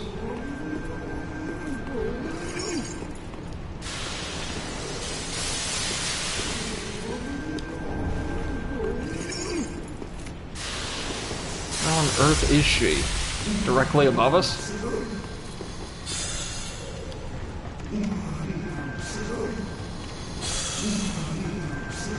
Yep.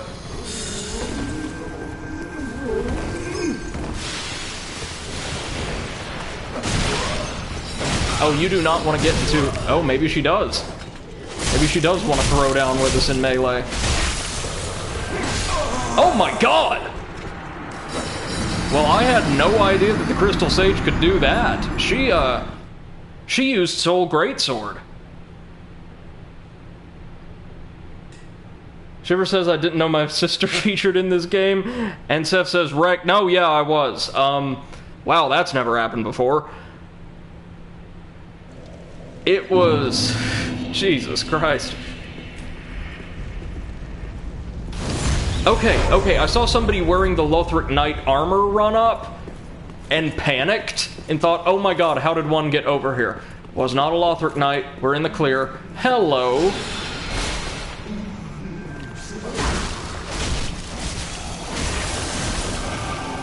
Yeah, that got her down to under half health. That's how we do it around here. Poorly and only after multiple attempts.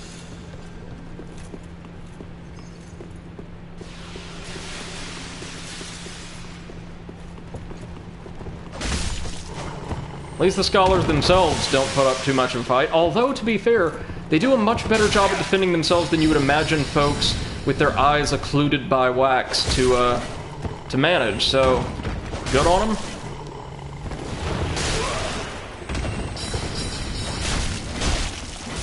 MC says, my current thought is that they remade the Duke's Archives level, but added a gimmick to make it more interesting for returning players. I mean, yeah, to be fair, the boss of this area is, MC says, also, see, this is not pure fan service, though it definitely is. I honestly don't mind this area, to be perfectly clear, because I really liked the Duke's Archives in the first game. It was one of the best areas in the back half of the game, or one of the most enjoyable in my experience. And this area also has a much better boss than the Duke's Archives, like, a lot better.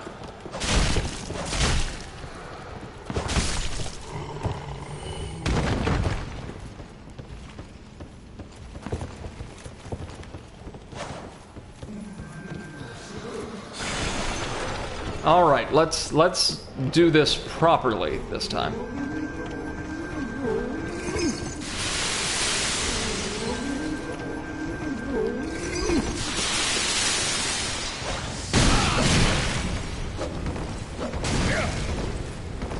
But this time she has backup. Like, a lot of it, too. Oh, we've got to get her one more time. She's done, though, like, once we take care of these scholars. Oh god, we've been waxed. No. No. Oh my god, no. I can't even heal? What? That was new. Let's never ever do that again, okay, sir? Okay? We've got to roll through those crystals, it looks like. There's not a whole lot in the way of cover around here. No! Holy shit! I'm sorry, guys. I'm really not doing that well.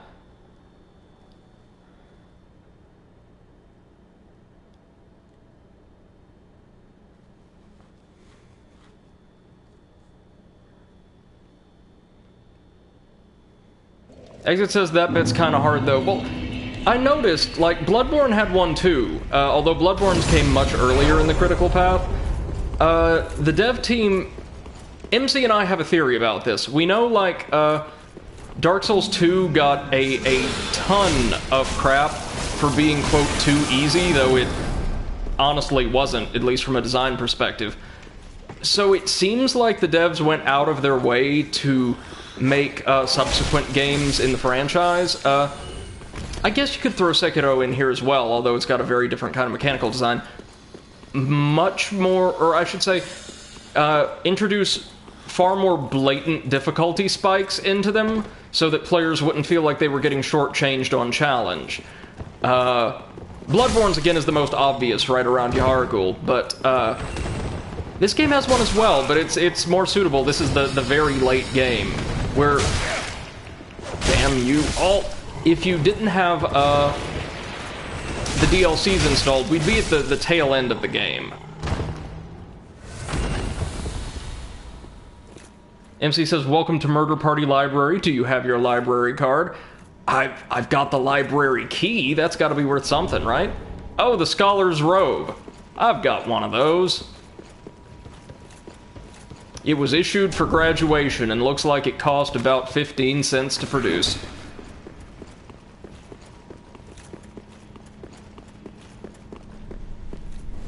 Exit says, nope, cock shotgun.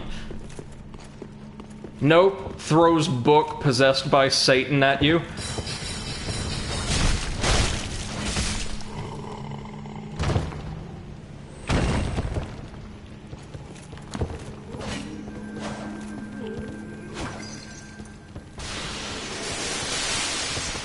Alright, and we're running, and we're running.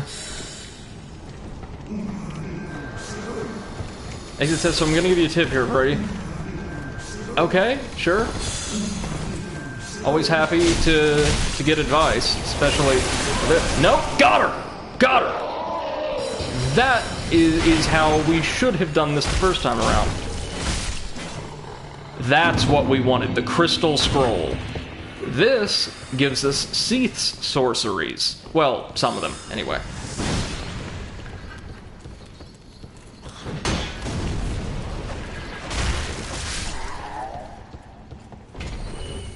It says, one, the lever you need to pull to get the slab is downstairs from here. Okay. Good stuff. I was just wanting to get rid of the sage first. It says, and two, skip her here and kill her on the bridge, much easier. I did not know she would just reappear further into the stage if you didn't take her out here, but that's good to know. Sev says, so what have you done tonight? Nothing special, just dunked my head into wax and ran through a library. It's... You know, now that you pointed out, even by Dark Souls standards, this stage's conceit is very, very strange.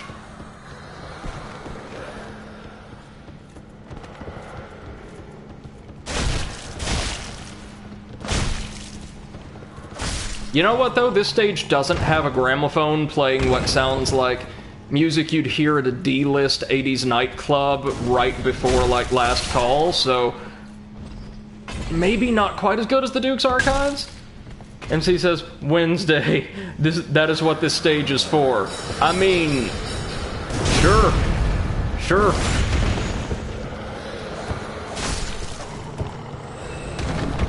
We got their candlestick, though, which is a catalyst, I believe. And a Titanite scale.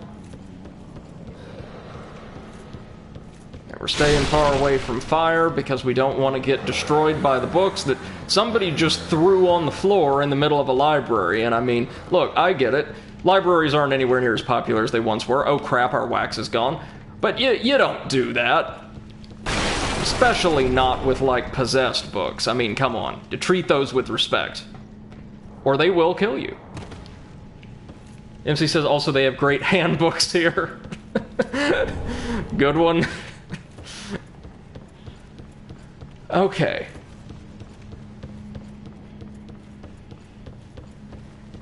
So we're going to access that Titanite slab in just a moment. First things first. Oh, here we go.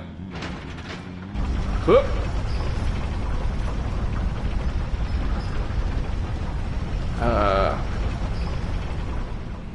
Oh.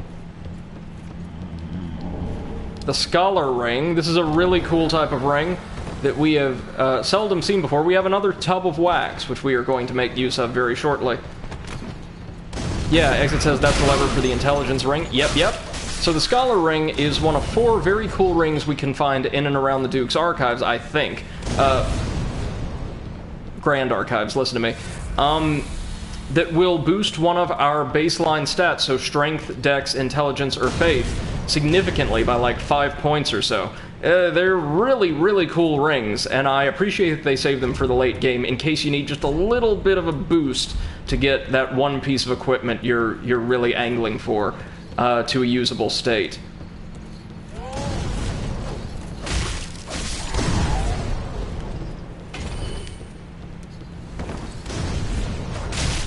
It says, yeah, you passed the strength ring, dex is still ahead. Oh, I know, I think I remember where the dex ring is.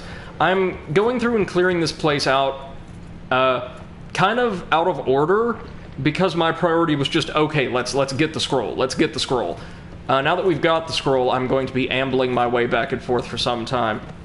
As it says, I kind of forgot where the faith ring is. Is it somewhere near, like, Divine Daughter Gertrude or Bertrude's, cage?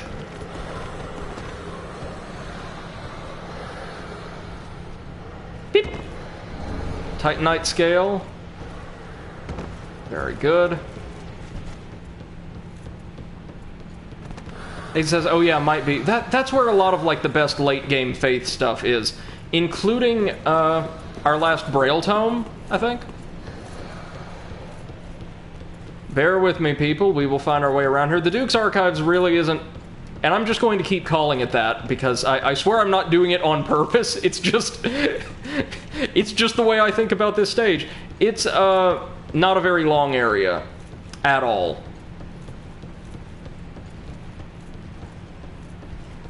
But there's a lot to get here. Exit says, Seth found it by accident. I remember now. And Seth says... Accident? Oh, ye of little faith. Yeah, it was an accident.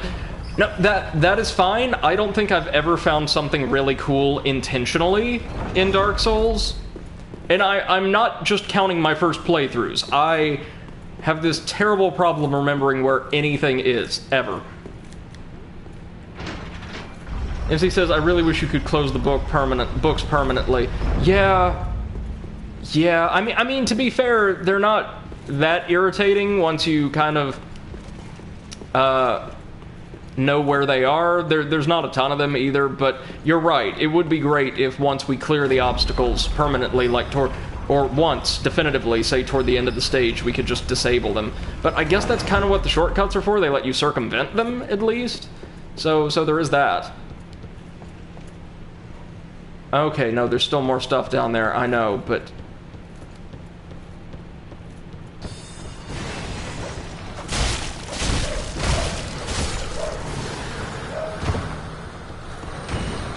Gotta be very careful that our wax doesn't get swiped off around here. Because there's a lot of them. A lot of the books. Stop that.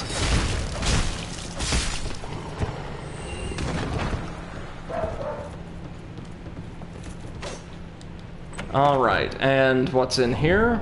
Even more Titanite scales. Well, they're being extremely generous with weapon upgrade items at this stage of the game. I approve. But we got more stuff to do downstairs, of course. Exploration's gonna be kind of disjoint here, but once we get up, like, toward the top and exterior of the archives, things do become significantly more linear. So, should be less of my usual confusion. Not saying there's going to be a total absence of it, just less. Oh boy, we need some wax. Huh.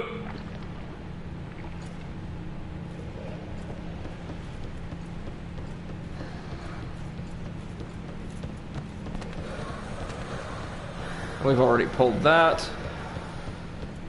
which might actually open the pathway to it downstairs. Never mind, never mind.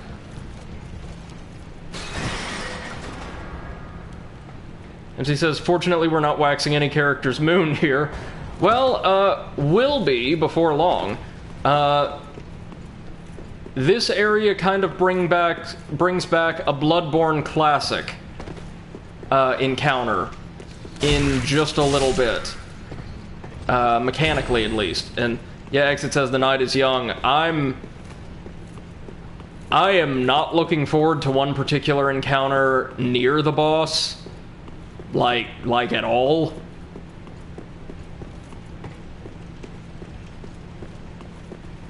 Need to get the slab.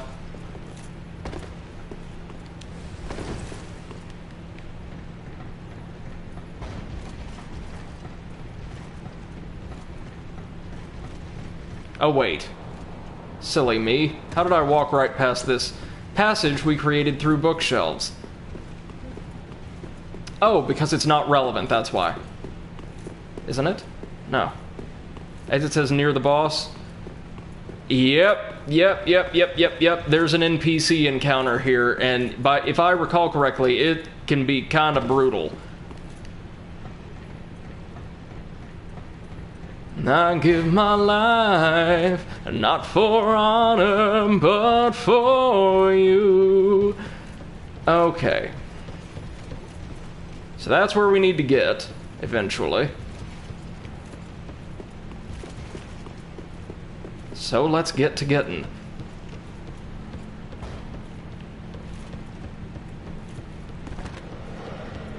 It says, oh, I got a cheese method for that part. Very nice. I'll be looking forward to hearing about that then. This is why I'm so grateful that I have a GPS in my car. I could never find anything, anywhere, at any time,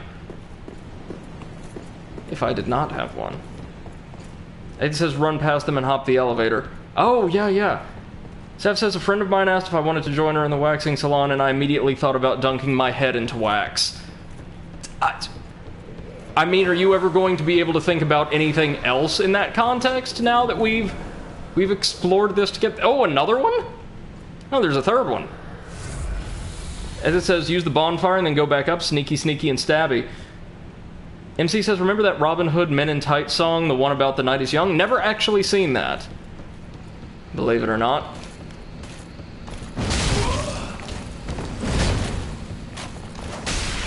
Look, I killed your leader, I killed your god. Do you really have any cause for fighting at this point? I mean, I know, you're mindless because a ring drove you insane or something. Fine, but do we have to do this, man? Do we have to?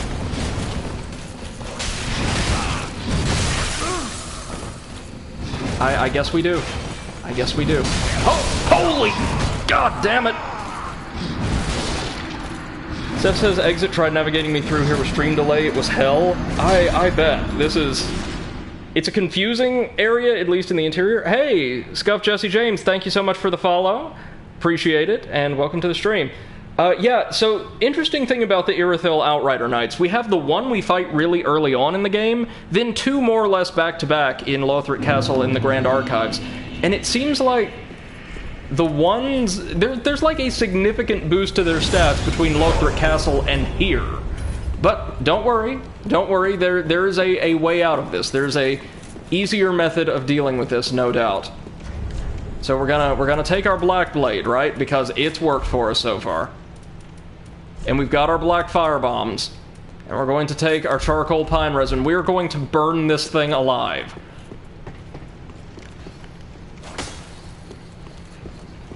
Oh, okay, Thrall, you do you.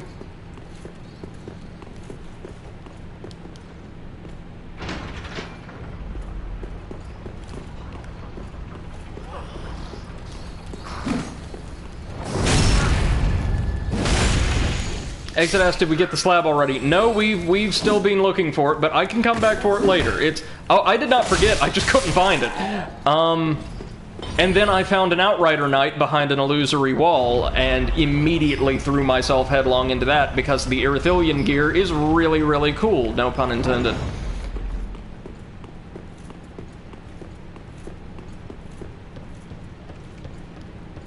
No, not over here. Down there.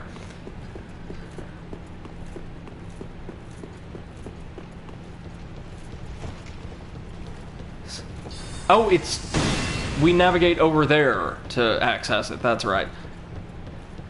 Silly me, though. Here I was worried about the Outrider Knight, or no, not the Outrider Knights, the Dragon Slayer armor, or the Prince, when it turns out my real greatest challenge here is basic navigation.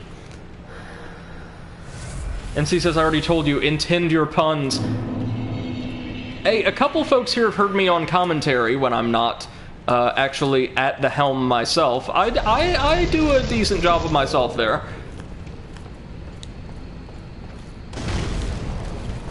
Oh my god. So the Ice Knight is actually resistant to fire damage. That is honestly not at all the way I would have expected that to go. Oh! God damn it!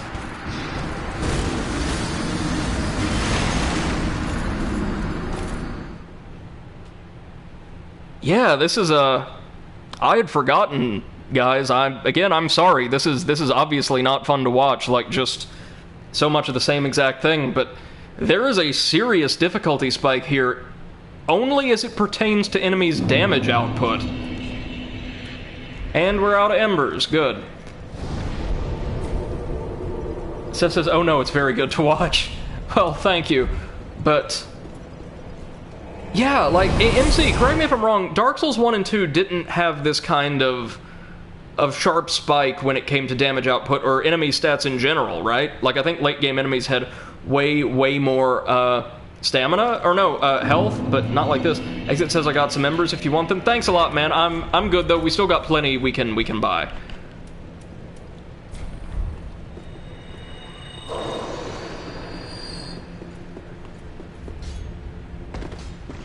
In part because we haven't sent him back out yet. If the tales are true, what do...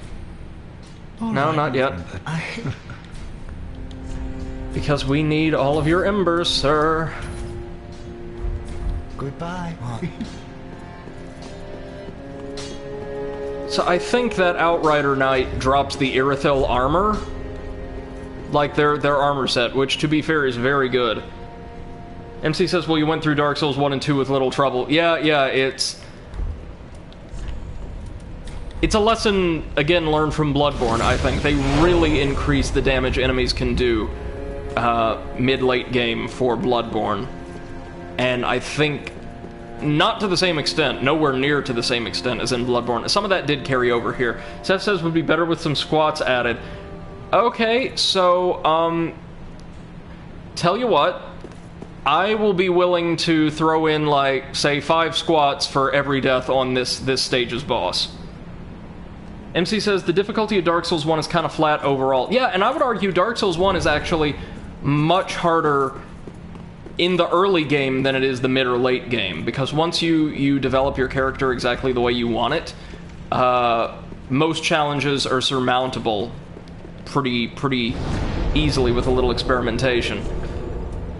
This is not that game. This is not that game at all.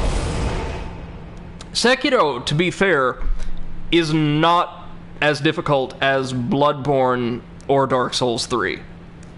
And I think a lot of that has to do with the fact that you have one exact kind of build that is locked in from the start, and you just have to learn how best to use all of that build's tools. Oh, the squats have people excited. That's alright, I need some exercise. I've been, like, just gnawing through this, like, 2-pound bag of cashews throughout the week, so I probably need it. Now that's for the boss alone, but don't you worry, there will be plenty of deaths on this boss. I'm actually gonna leave the Outrider Knight as is for now. Or I might run in and get my souls and run back out. Seth says nuts are great. Like, potential... Yeah, no, okay, no, you did mean that seriously, and not... I have to check, or I have to be skeptical, because one of my friends, my real-life childhood friends, who happened to rediscover, or reconnect with me through the stream, has a passion for, like, trying to spam the chat with things that they know I definitely would not want to say, or would realize a subtext to after I had said, so I have to be sure. But yes, no, they are. Cashews are the absolute best. I'm also a huge fan of Brazil nuts. But honestly, like, a really good, like, spicy, or lightly spiced peanut is fantastic as well. I want to, but I don't want to, but I want to! Sure says he wasn't alone. Yeah. Seth says, oh no, I totally meant that with a double meaning. I just didn't want exit to add on to it. Oh, okay then. Rescind it. Oh man, I want to... I'd love to use these, but I don't think it would have any impact here.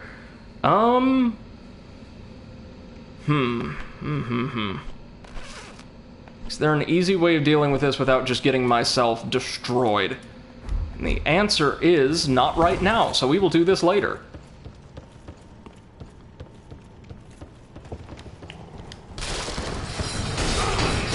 Oh, so the hands curse you, that's right. They don't deal a ton of damage themselves, but they,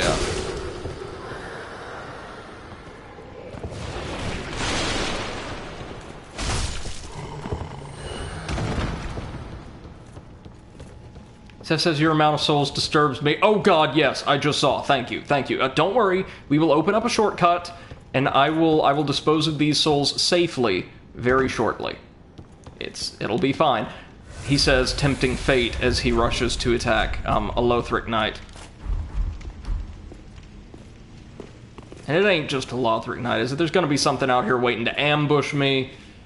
Y'all know how this works.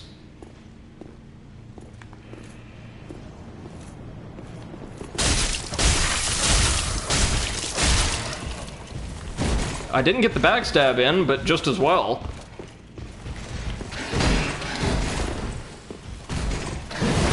Thank you, sir. Oh, jeez, he somehow did a complete and total about-face while in the recovery animation. Okay. That went smoother than I expected. Helmet? Helmet? No, just a shard that time. Oh, and here we can, like, drop down to gain some items, I think. Maybe, kinda, sorta. Oh, no, we can drop down here later. Yeah, we're not quite to the top of the castle yet, folks. This is... Compared to, say, the castle stages in Dark Souls 1 and 2, this place is very big. As a whole. Not the archive section specifically, but the entire area is pretty huge. Now here we go. Let's get some wax. Fortunately, the wax does not play a role in, like, the boss fight. I would go insane if it did. No. Not today. Not with 175,000 souls. Gee, many Christmas. Okay.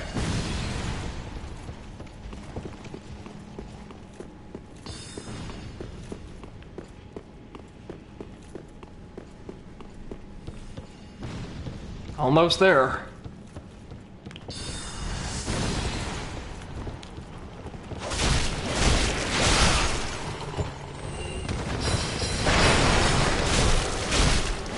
Typically, not actually a part of proper library etiquette to just start slinging, like, glop around near open books, but hey.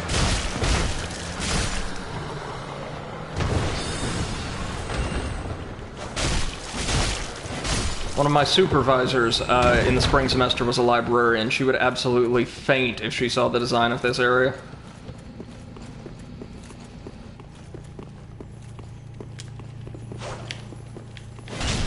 There we go.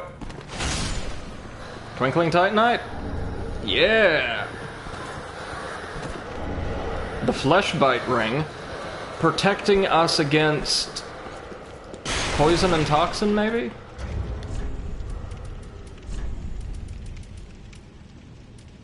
Oh no, all like special elemental resistances. That is some good stuff. Right, so now we've got to maneuver around the exterior of the archives, and we're almost there. We're almost to the prince, who again just decided to sit this whole Age of Fire thing out. Now, I'm sure you're asking yourself, because I mentioned it earlier, Prince Lothric is completely infirm. He was born severely ill, and only became more so with time. Oh, this one has its head. Good, good. Bet you didn't think we'd see one of these guys again, eh?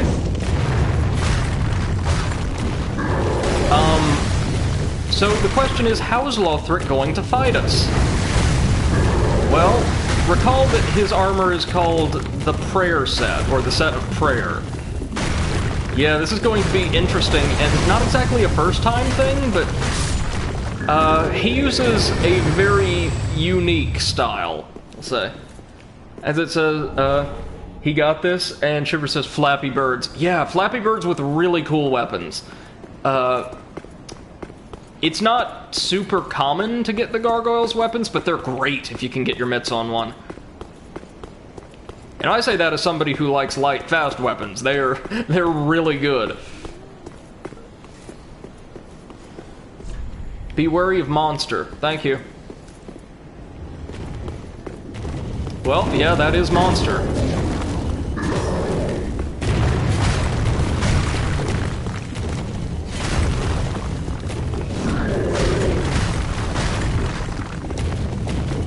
Come on. Oh, Christ.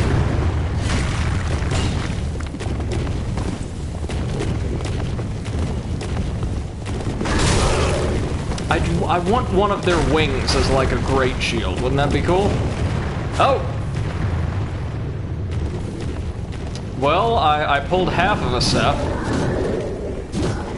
Still enough to make me feel good about myself. Alright, we've got Soul of a Weary Warrior and a whole bunch of Titanite.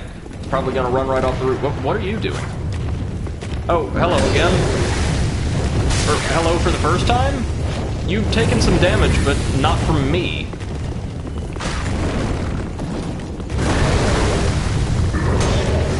The fall couldn't possibly have harmed him, could it?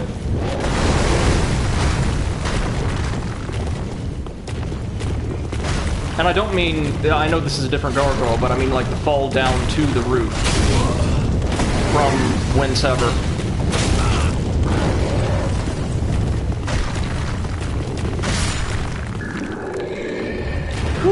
Woo. Those are very cool looking gargoyles, I have to say.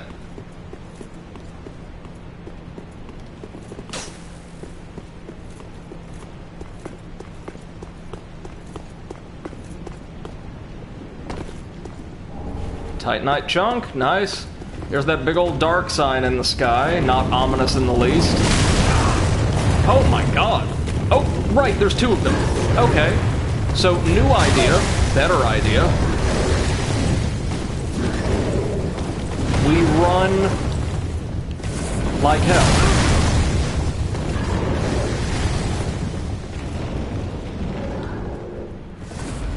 And that is how you do that.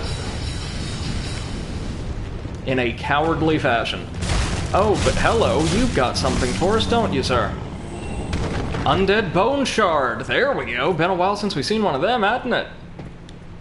And a nice little ladder we can kick on down. More wax. Gonna hold off on that.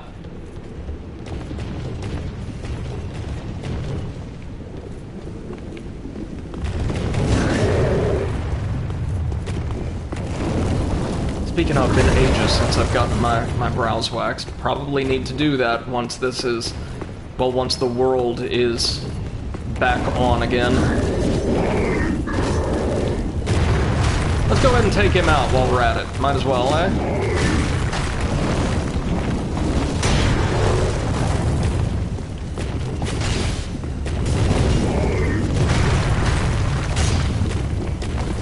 These guys are meant to be like big, burly, elite enemies, but they're not too bad, are they?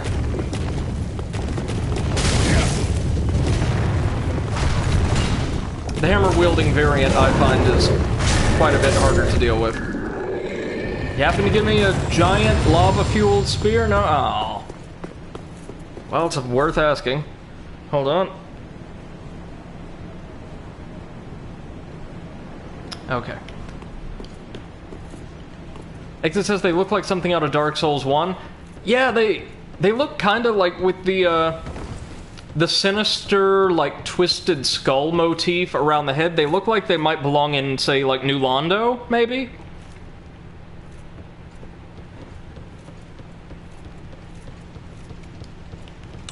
I see you guys. The glowing pics kind of give it away. Seth says, wait, hold on. You wax your eyebrows? Sporadically, yeah. My mom is a cosmetologist and owns her own salon, so yes. Like, very good, proper hygiene and self-care has always been a huge thing in my family, and I'm terribly appreciative for it. Now, granted, the first time, when I was maybe 12 years old and my mom, like, insisted one of her friends do it, I was not ready for that. I was not ready for that at all, as somebody who naturally has very thick hair, but you'll notice he's using crystal weapon on a great sword, and now that's just not fair.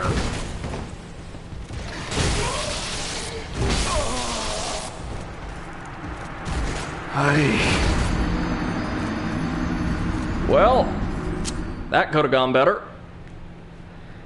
It's a new rule. Just fuck the knights. We're not dealing with that anymore.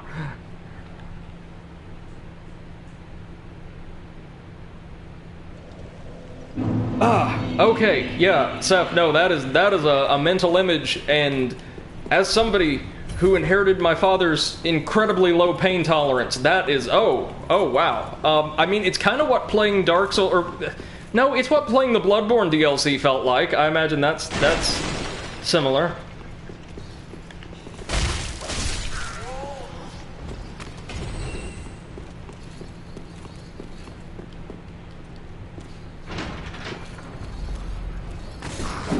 Oh, right. You come in twos in this area.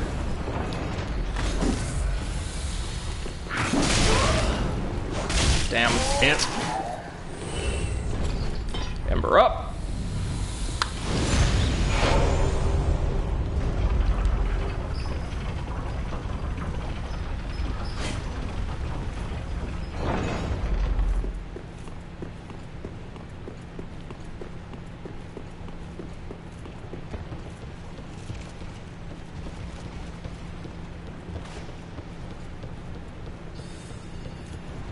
Okay, so our ladder dropped down over there, maybe?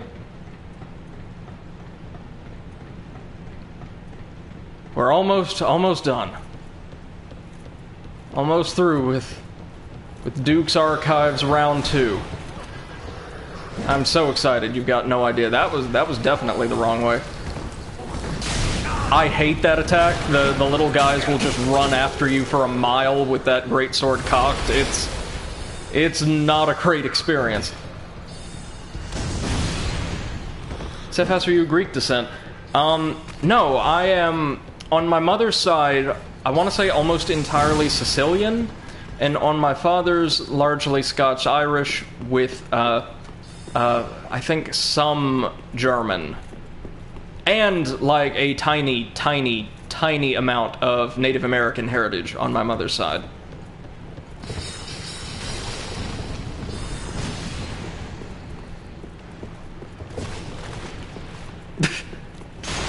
Seth says, ooh, Latin lover. Not... I mean, as somebody with just an overwhelming amount of personal charisma, as you guys can so easily tell, yes, that appellation totally suits me. Not at all.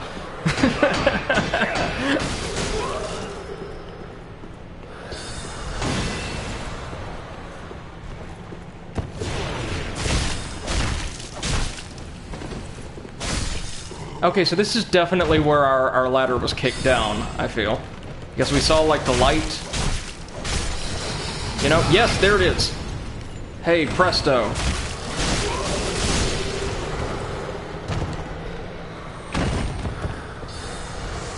As it says, Seth asking the real questions, we need answers. I mean, I'll answer more or less any question anybody has. I pride myself on candor. MC says, I'll see on Friday how much a charmer you can be. As long as I'm able to... Oh, he's got, like, the knock knees going on.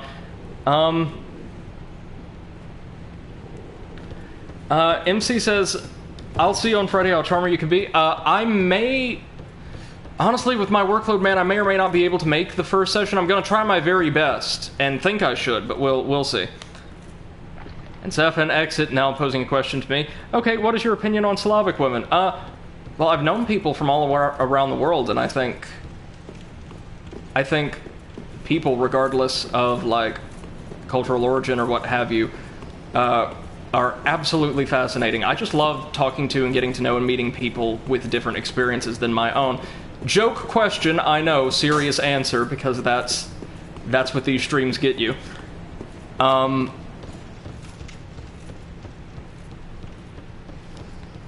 Exit says we get the political correct answer. Okay. Well, no, it's a genuine answer from my perspective.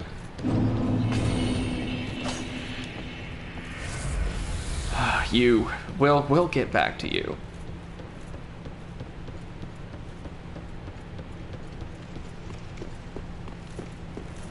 Okay, so we can go get killed by the knight, or we can get killed by these guys.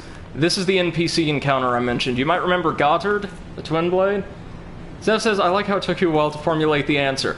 As someone who is not that great at speaking extemporaneously, especially while I'm trying to do 2 or 3 things at once, that's the kind of question where there is going to be a significant delay, as I'm like, okay, what exact combination of words do we use? So we've got an axe wielder, we've got somebody with a pair of blades. None of them... I think there's a third person too, like an archer or something, but none of them are that resilient.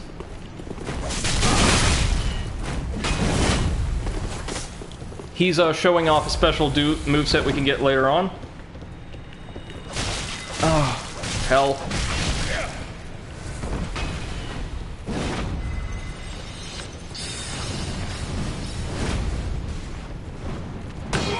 Oh, now the third one shows up. And we're running near the knight. Oh no. Oh no. Ah, you were a caster, that's what you are. Right.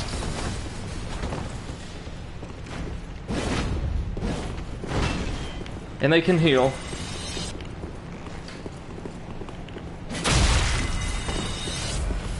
Of course they can. Oh my god, I forgot that had 2 attacks. Or had 2 distinct blows. Speaking of blowing this encounter. Ah! Out of Estus.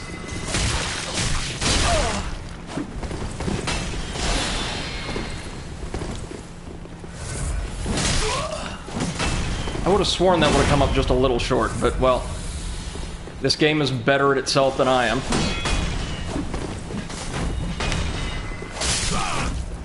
Okay, well, our job just became a whole lot easier.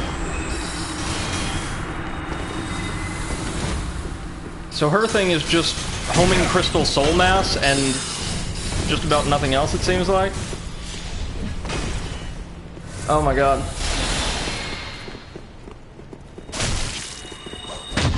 Ho! A mage who can parry us. That's unfamiliar. Don't you dare! You...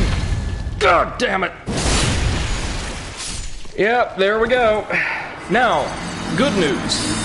The ones you kill don't respawn, I don't think. MC says it's not politically correct if you don't care about the categorization aspect. I guess that's fair, right? Well, also, if it's not measured by any, like, awareness of a situation, but is instead just an honest answer. And Seth says, time to focus on the game, show off that Dex build. Well, you just saw, like, the incredible utility of a late-game Dex build in Dark Souls. Again, does very little over a long period of time. Because sometimes that's just what folks are in the market for. And the wax on your head kind of makes you look like a grandma with her hair in a bun. A badass grandma, but still a grandma. Maybe that's it. Maybe these are, like top secret... like recipes for cookies and cakes and the like. These are grandma's cookbooks, so they have magical wards placed on them, making sure that nobody can inherit grandma's knowledge before it's time. And Seth says, "Please spend those souls. You're making my butt cheeks clench." Oh no, I'm right there with you. We're going to spend them. We will open up a shortcut, literally right on the other side of those NPCs, and we will spend like an incredibly irresponsible R&B artist in the 90s, or early 80s would probably be the best time for that joke, immediately after. Don't you worry.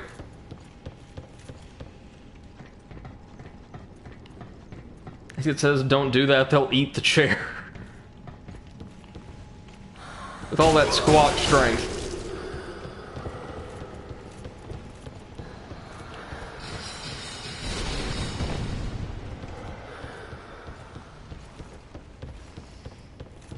Oh, we've got a clip. Thank you very much. You know, I would love to show, like, just a collection of clips from this channel to various folks and see what their opinion of my content is based off of those alone. Because there's going to be, like, a lot of non-sequitur swearing. There's going to be, a lot of jokes just based on the fact of, here is this guy who is incredibly, easily unsettled, reading off, like, creepy or sexual things from chat. There's going to be, incoherent rambling. It's gonna be a good time. As it says, don't you have a YouTube channel for that? I upload the VODs to the YouTube channel, but usually in big batches whenever I have a good amount of downtime. Like right now, we are several playthroughs back. I just uploaded all the Dark Souls 1 stuff, and I'm working on Gunvolt now, I think.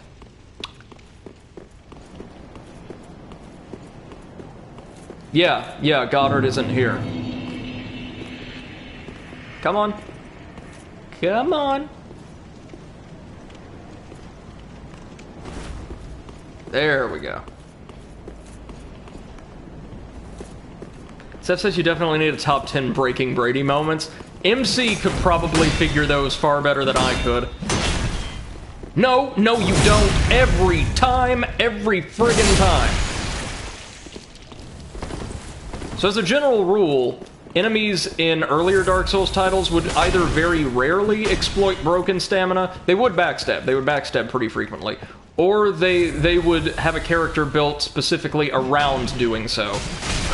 In this game, just everybody's trying to destroy your stamina and riposte you. Like, I promise you, unless you're running a hardcore strength build, all of these NPCs have more poise than you do.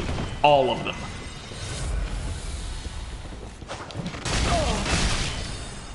Oh, this guy's the worst. How on earth was I able to stun lock you so easily the first time?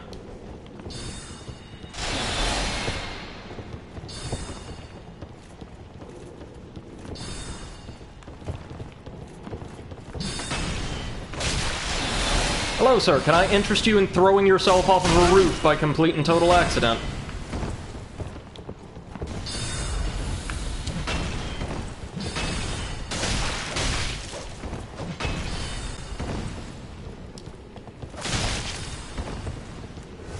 Thank you for leaving yourself wide open. Oh, he's wearing the Faram armor from Dark Souls 2. Interesting, and the Golden Wing Crest Shield, which I remember being really good.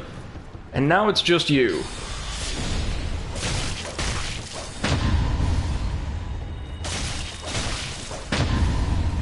I'll keep at it. I mean...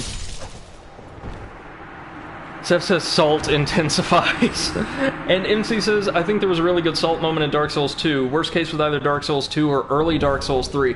Worst case was Ludwig, man. Nothing was worse than Ludwig for me. I've never been more impressed by my own volatility, nor more ashamed of an on-screen performance than I was for Ludwig. That was something else. And to our friends Exit and Seth, that was their first serious introduction to my stuff. MC says Bloodborne's like a pile of salt. Yeah, it's my least favorite entry in the franchise, not from a lore perspective, but just from gameplay. It is not Brady's jam. But you know what is? Spending a massive amount of souls. And, before we do, probably finally getting ourselves that Titanite slab, because we kind of need it for the rapier.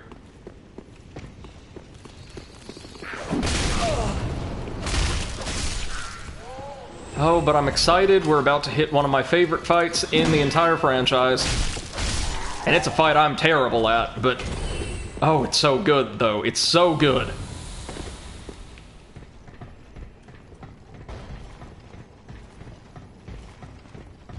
One of the best duel-type fights in the entire series. MC says, I'm telling you, those skateboards would fix Bloodborne. So here's the thing. I would love for somebody to make that as, like, a joke mod, or even, like, a little YouTube video. But I would be horrified if, like, come Elden Ring, this, like... dark fantasy world spread out across 8 different kingdoms and all this other stuff people are talking about. Your main method of conveyance is skateboard. Because notice they've said there's mounted combat. They've never mentioned what the mount will be, specifically. We've had nothing confirmed, so...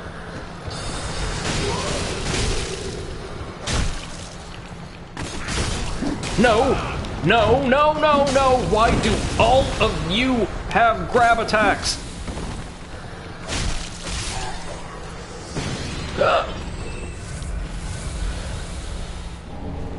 Titanite chunk? I mean, okay. Yeah, sure. Where's my slab?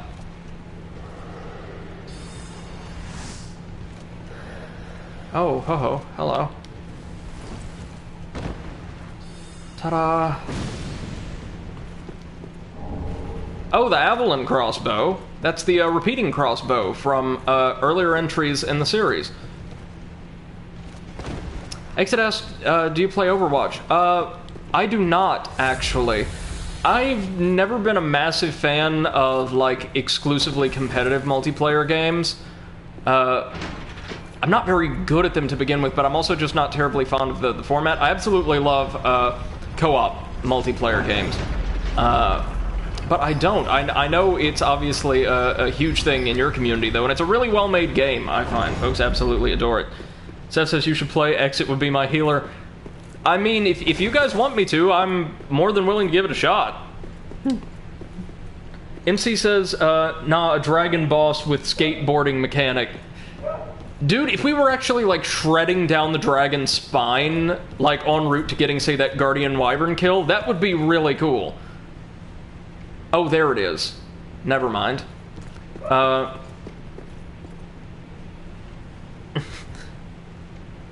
And, Seth says that's what heavy armor's for. Yeah, honestly, the way we were able to do Dark Souls 1 quite as well as we did this time around was I prioritized dex weapons, but enough equip load and stamina to give us the ability to use heavy armor really effectively. Hello.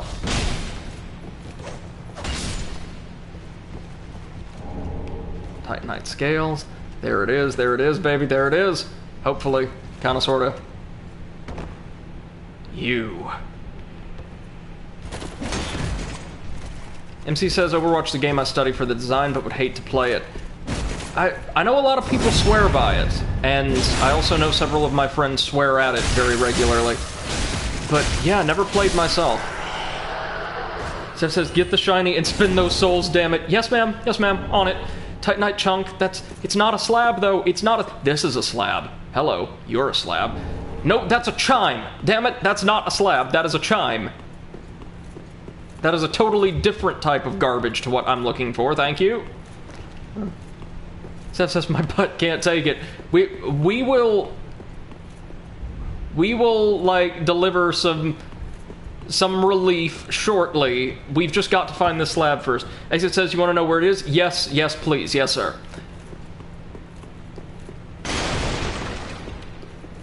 MC says, I prefer Monster Hunter World solo. Yeah, yeah. I played a bit of Monster Hunter World. I thought it was pretty fun. A gorgeous looking game.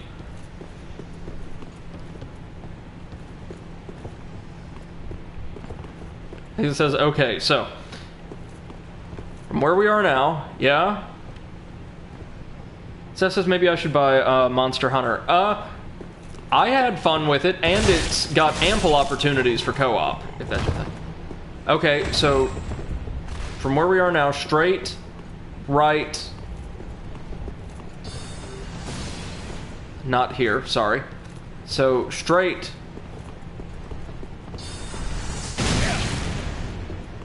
right, left, left, right, straight. Okay. Sorry, we lost our place somewhere. That's entirely on me. Oh, here we go. Sakes alive. How did I miss this? Many, many times. There we go. And finally, our Nightmare in the Duke's Archives remix is over. Seth says, no, please don't lose the souls. No, I got this. I got this, you guys. It's... Unless that Outrider Knight somehow drops from the sky, we've got this.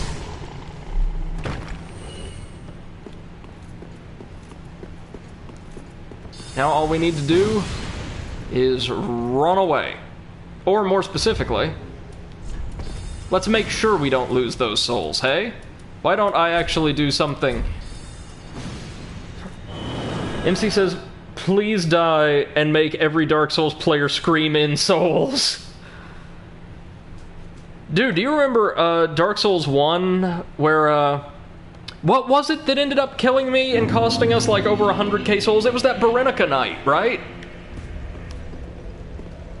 And like that was not a rage moment. I was just in a state of pure despair. I was utterly overcome. First things first, we are burning that bone shard. Thank you.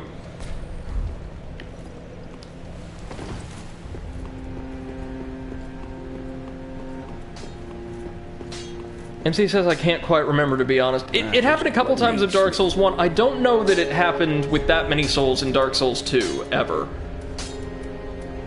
Okay. What do we want to enforce? Or enhance? Okay, so the Dancer's swords have, again, really good damage. The only downside being their scaling across the board is pretty bad. The Rapier, on the other hand, that's the Crystal Sages. We definitely don't want to enforce that. Or no, the Black Blade, rather. Maintains its solid stats and gets even better. MC says you've expressed various amounts of despair throughout your Dark Souls playthroughs. Yeah, I really have. It's part and parcel of the experience. There's these incredible highs and lows that make every playthrough an emotional roller coaster, and that's part of the appeal, I think. But now, what do we want, friends? Do we want to upgrade the Dancer's Enchanted Swords or the Black Blade? I'm thinking the Black Blade might just be a bit smarter at this point. Because, like, just that sheer physical damage, coupled with the ability to buff the weapon independently, might make it a bit of a smarter choice, as gorgeous as the Dancer's twin swords are.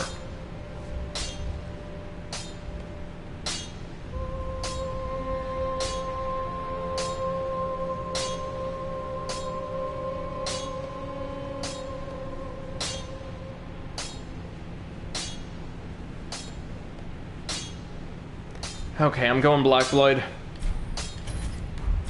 Brady, I go.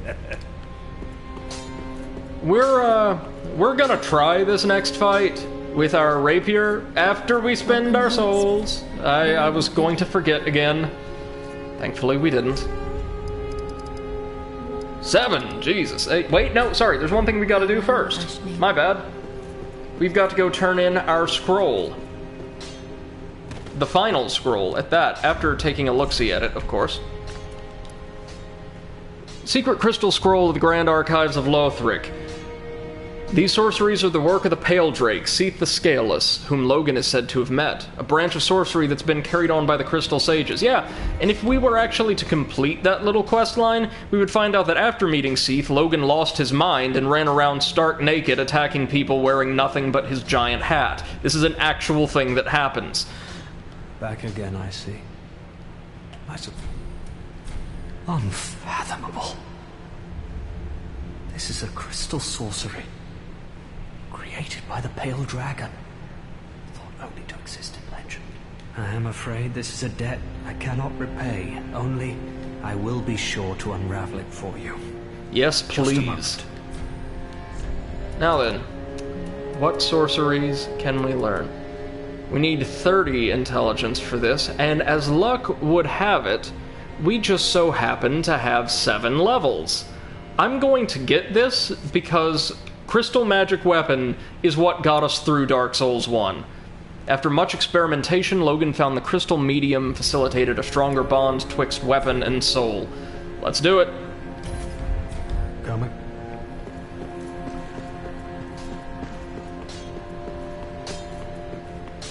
So, if you'll recall, I mentioned that Prince Lothric was so frail he could not light the fire himself.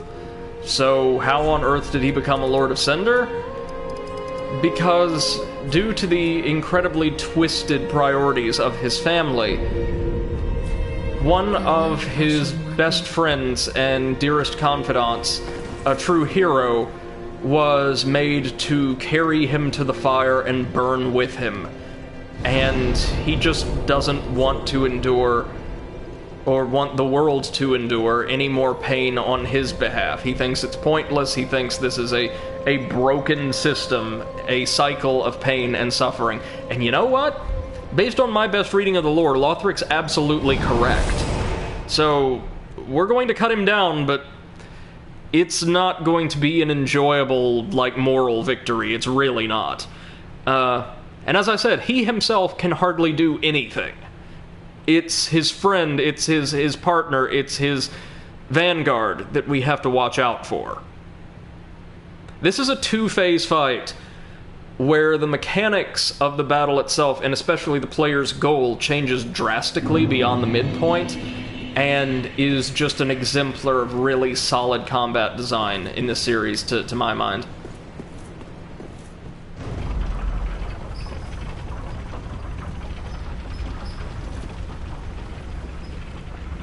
And there's more stuff to explore and gather. We will, to kick off the evening stream, or the afternoon stream.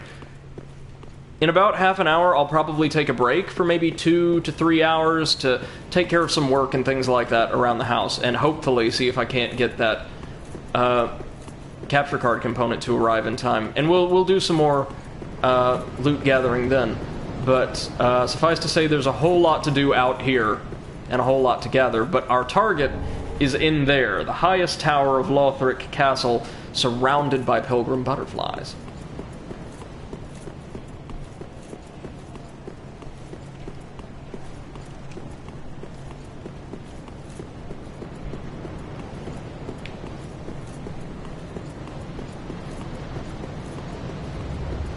But first, we've got to make it through the incredibly jacked soldiers of the Lothric Royal Guard. These guys, I want to say, deal even more damage than their counterparts lower down in the castle. The prince has given up, so he's got what remains of his personal retinue just guarding him as he, kind of like King Vendrick in the second game, just gives up and is like in a state of total repose. That unfortunately does include Lothric Knights.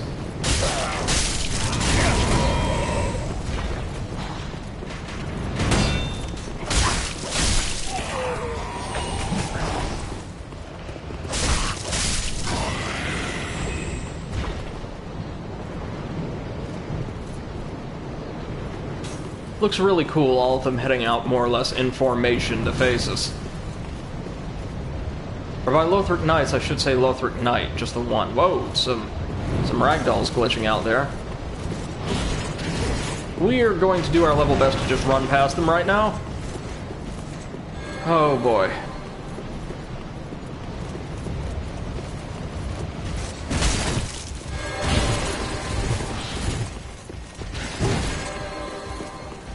Can we open it in time? Probably not. Oh no, we can. Thank you, iframes. Whoa, where'd we get the chunks and embers from?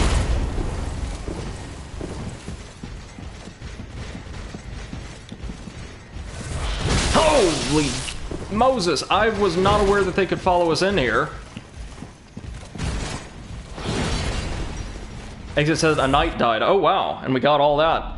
So here he is, just laying on his bed. Dogged contender.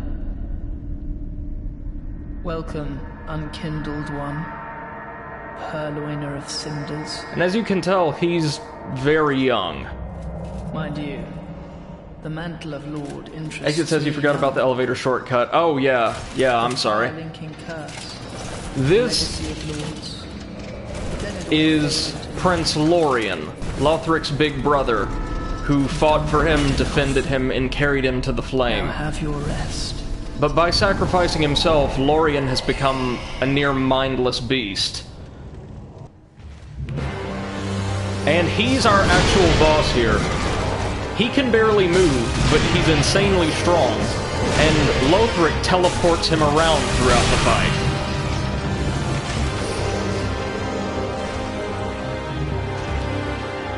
Lothric himself is not strong, but he is, except would we say, like, canonically, he's the most powerful user of miracles that we ever fight in the series.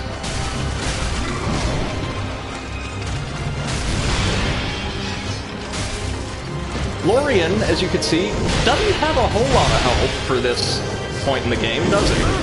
But that's one of the Prince's favorite tactics. They'll charge up a big attack and teleport in range just in time to execute it.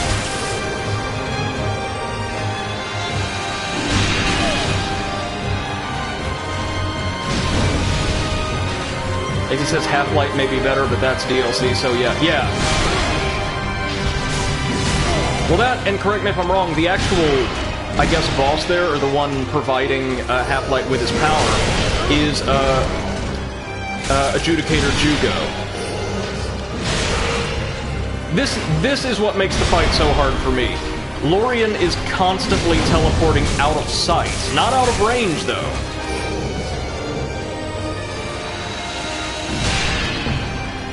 Now he's down, right? Yay! But now Lothric takes the fight. Or takes to the stage. And he's going to ride on his brother's back, continually reanimate him with less and less HP, and we're going to have to wail on Lothric, who has very little health, while he waits to resurrect his brother. Notice, also, Lothric doesn't look exactly human. Like, look at the length of his limbs and his fingers. Lorien looks like a very big, normal human, kind of like Gwen and the Lords, but Lothric doesn't. And given the stuff their dad got up to, I wouldn't be surprised if he has some kind of dragon's blood.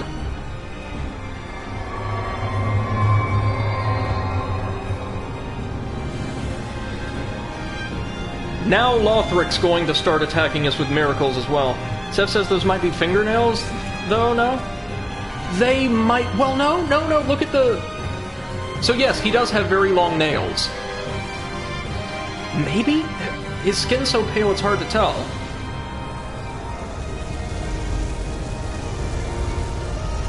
Now, Lorien doesn't become much stronger here, but Lothric starts slinging spells.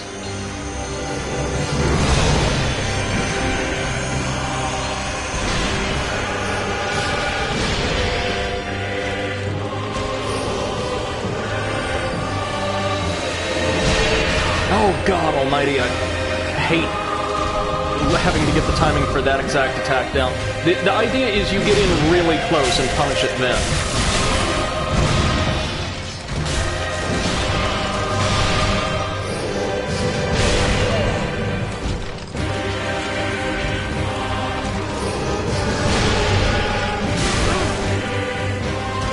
So the really tricky thing here is, in addition to teleporting, Lorien does get some legitimately fantastic coverage on a lot of his attacks, because he's just hefting that thing around side to side. Notice, though, we can clip Prince Lothric. God! Shit! Yep, there we go. There we go. Well, I promised some squats, you know, so... That honestly wasn't bad for a first try, though. That fight can be a lot worse. Oh, here we are.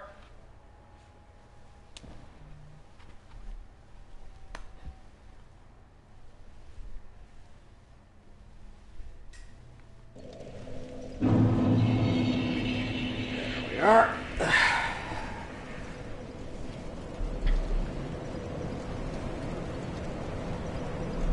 Far from the worst thing I've had to do this week. Had to read an absolutely dreadful series of articles on, like, late-era Imperial Western European economic history, and, whew, boy, those will put you to sleep.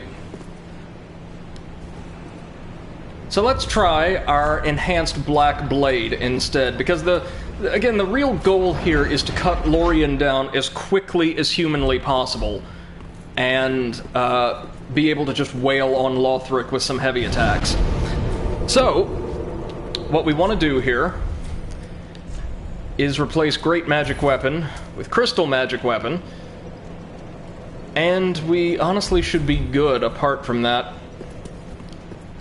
And also replace the Spirit Tree Crest Shield with the Dragon Crest Shield, as well. It'll make us way more vulnerable to Lothric's attacks. Lorien's Flame-Enhanced Sword will do considerably less to us.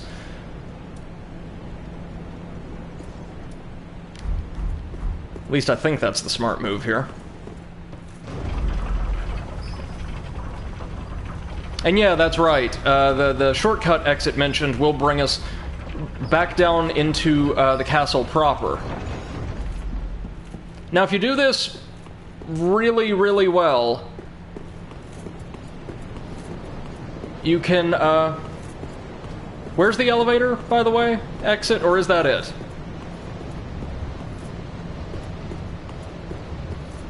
Is there another one you were referring to?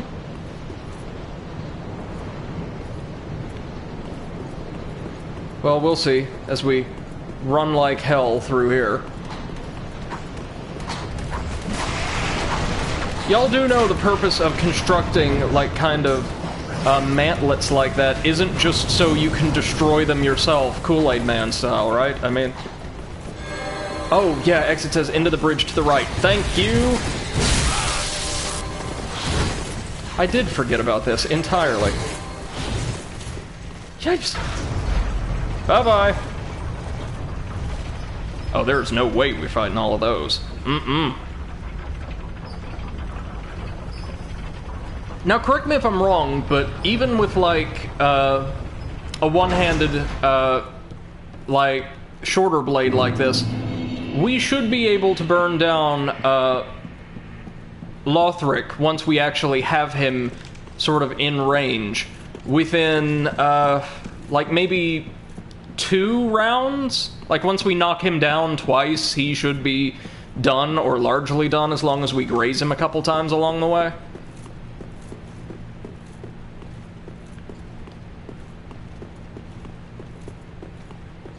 Wait, there's another lift we take back down now. So that's lift 1. Now lift 2.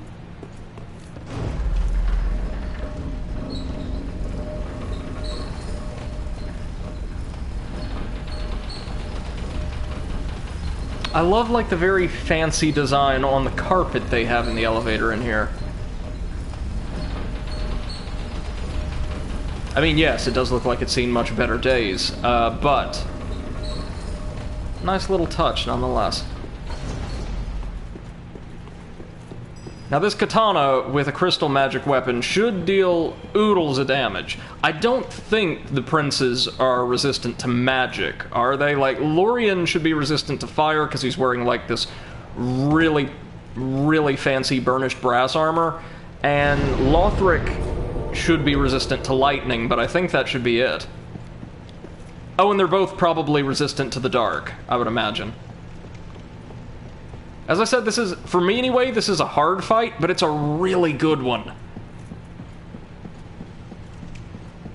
It tests your reaction time, your perception, it forces you, much like the Dragon Slayer armor fight did, to prioritize a big hulking enemy when the actual threat or target is somewhat removed from them.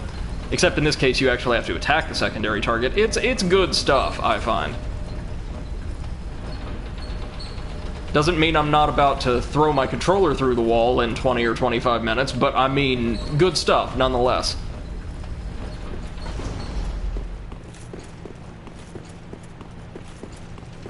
This is one of the, even if you just use the lifts, like one of the longer boss runs in the game in terms of time, which is, which isn't great, but I mean, after this, hopefully for today's afternoon stream, we'll take on the Ashes of Ariandel DLC, which, if I'm correct, aside from the final boss, which is really, really tough, we should be able to clear well within 3.5 hours. Is that right? I think so, anyway. Okay, let's give this our all. Seth says, ooh, I haven't played that DLC. Do you plan on going back and doing that, like, on the other side of Dark Souls 1, or...?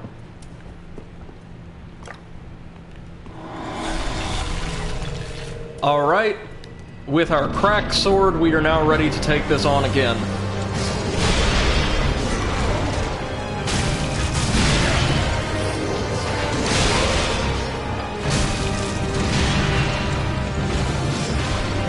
So, despite appearances, I think he does have substantially more... Rolled right into that one. Substantially more health in the first phase.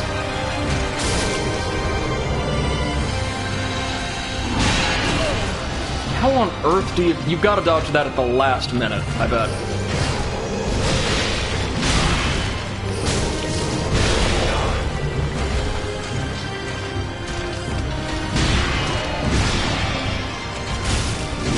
He's basically using what looks to be Lord Gwyn's sword, or like a knockoff smelter sword. Oh, that's new. Or at least I don't remember that attack.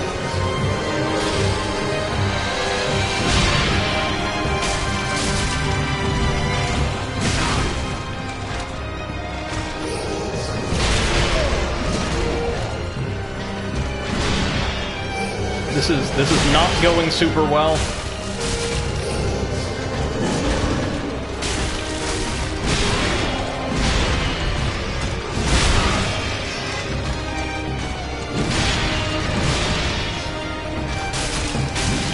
There we go.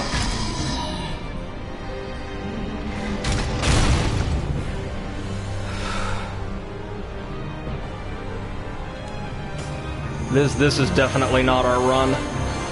The tricky thing is, you basically never have time to heal because Lothric will teleport his brother directly in front of you every time you try.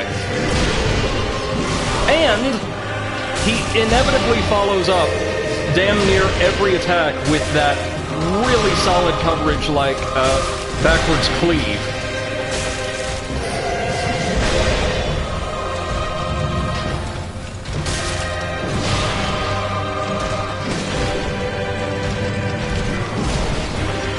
Oh, kicked him.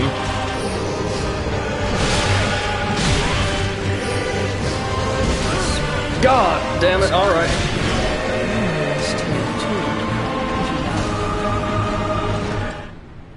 Well, I think I'm getting a strategy down.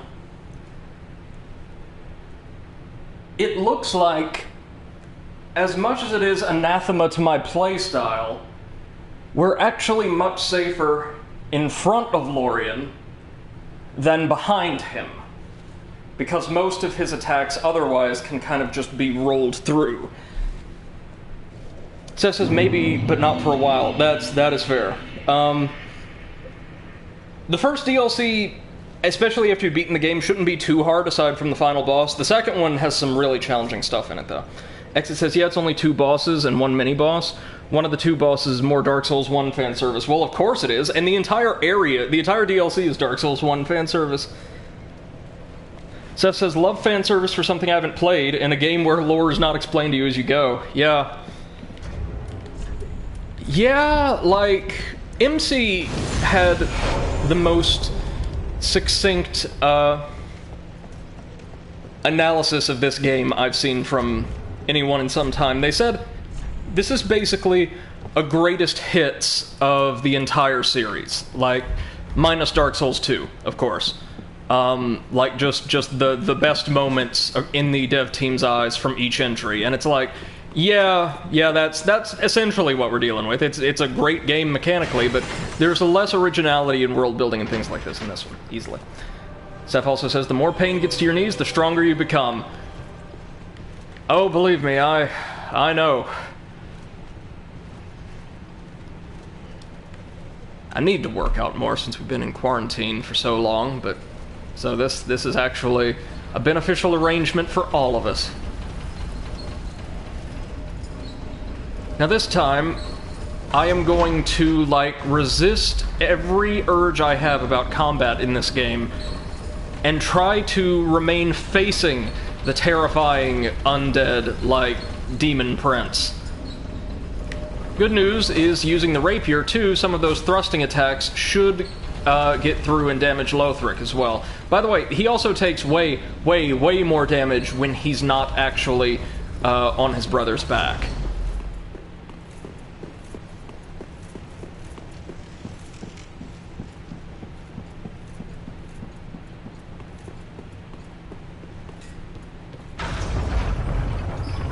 Oop, wrong one.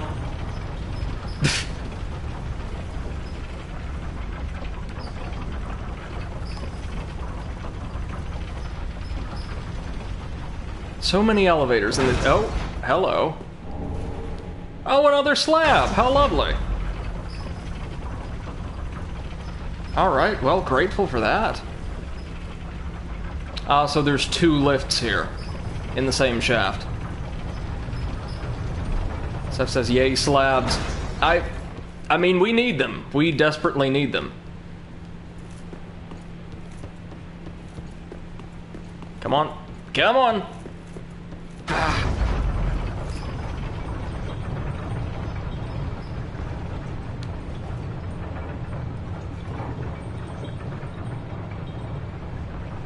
So with the brother's soul, or technically with Lothric's soul, I think you can get a sword from either prince. Lorien, of course, has this massive strength-based sword, the one we've seen. Lothric's is actually, correct me if I'm wrong, it's a super powerful faith-based sword. Seth says, can't wait to live on my own. My roommate can't stop making noises. Friggin' American. I mean, yeah, I, fortunately, have never had to cohabitate with anyone, but I imagine, especially in times like this where you'd be spending more time at home than one probably would otherwise, it can get particularly tense at certain times. I know that's certainly been the experience of some of my friends. And yeah, roommates can just be really noisy and pesky in general. Exit says, the slabs have got by accident. Yeah, then you did absolutely fantastically at this game by accident. Well done.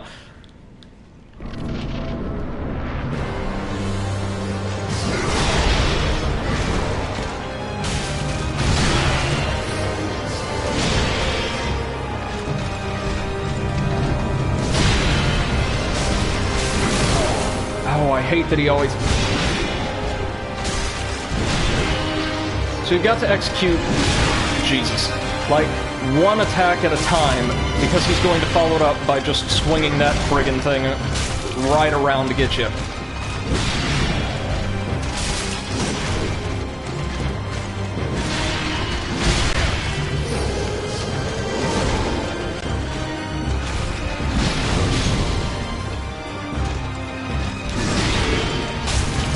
I love his armor, though, don't you? And, oh my god, the music here is incredible. This might be my favorite track, at least as far as boss fights go in this game. Abyss Watchers are good, Champion Gundir's rock solid, Dragon Slayer armor's great, of course. But I love their theme.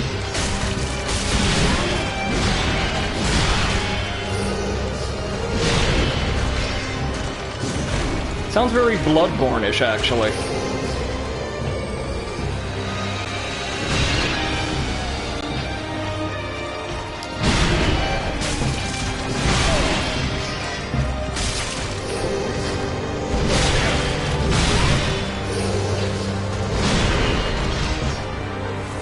We're doing better this time when you look just at the number of flasks we have left.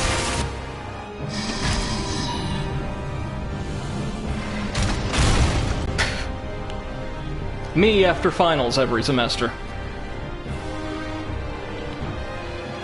Alright, here comes Lorien's little homing soul burst, or Lothric's homing soul burst thingy.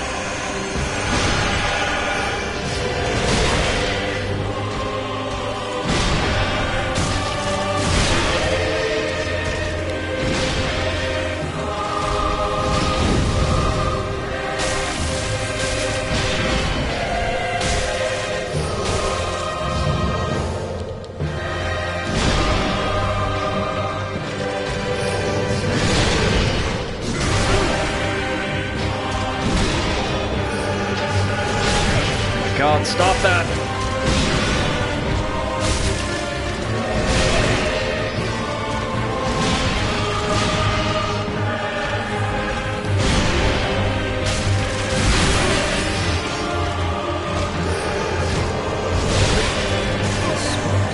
Oh, Jesus.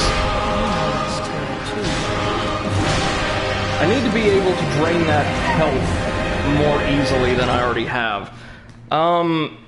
Or more easily than I can, so...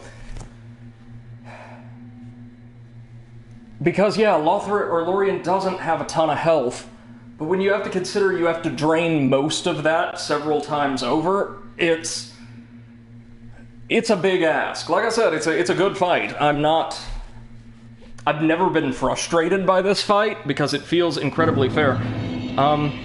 Seth says even Dust is annoyed by him, and Exit says he won't shut up, and your mic picks up everything. Is that what I keep hearing in the background then? I thought it was like a television program or something.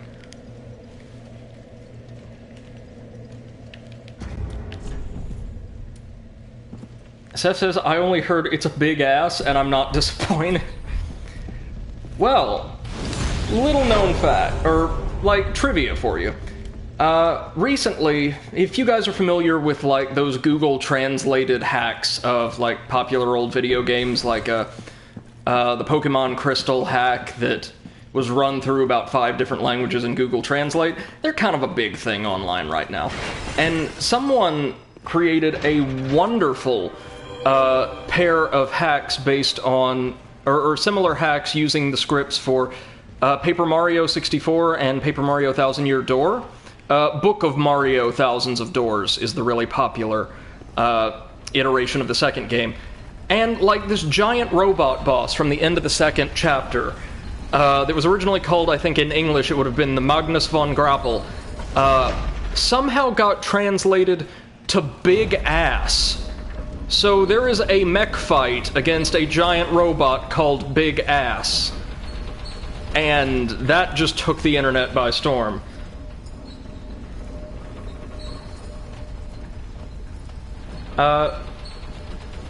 Seth says, yeah, no, that's my roommate. Even when he's alone on the couch, he talks to himself and laughs by himself. It takes all phone calls on speaker. Oh, wow. It's like... I'm so sorry. That sounds really trying, and it sounds like you live with a guy, you live with every, like, middle-aged man in an airport terminal? If that makes sense? Like... Exit says, that too, and Seth's mic is so good it also picks up Putin talking in the Kremlin.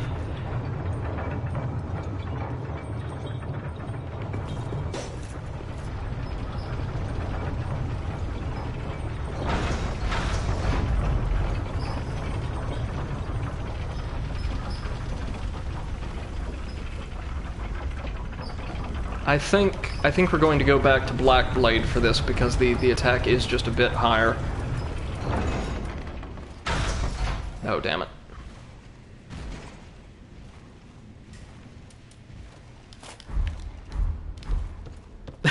Seth says, my friend asked me to describe my roommate. My description was middle-aged American dad obsessed with football. Oh, no. And by football, do you mean football or American football? American, I would assume. And yeah, Exit's right behind me on that one.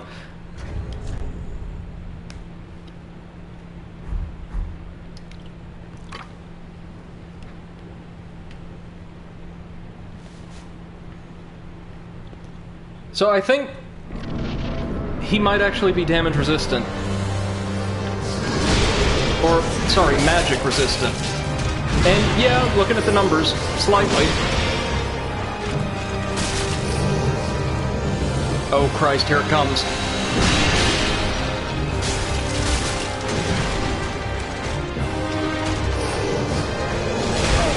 Oh my god.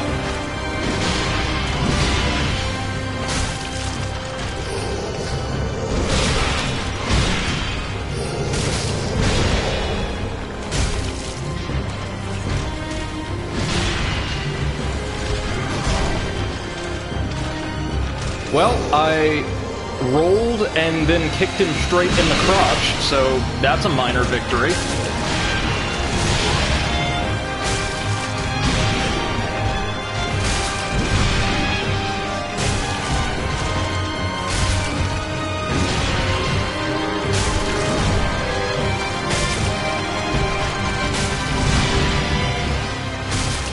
I absolutely adore his armor set when we can finally get it as well.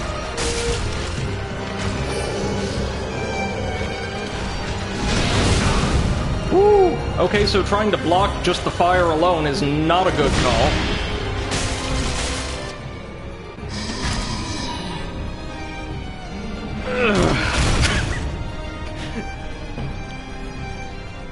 That's gonna be me after all these squats. Oh god, here they come!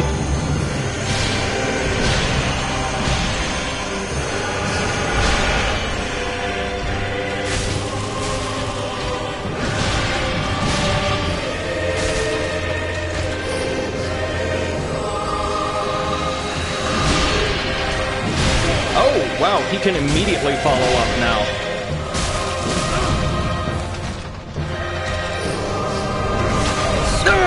Shit! You may rest here too. That is what makes this fight so hard. Especially in the second phase, not Lorien, Lothric becomes incredibly aggressive and will teleport his brother after you endlessly. Like, endlessly.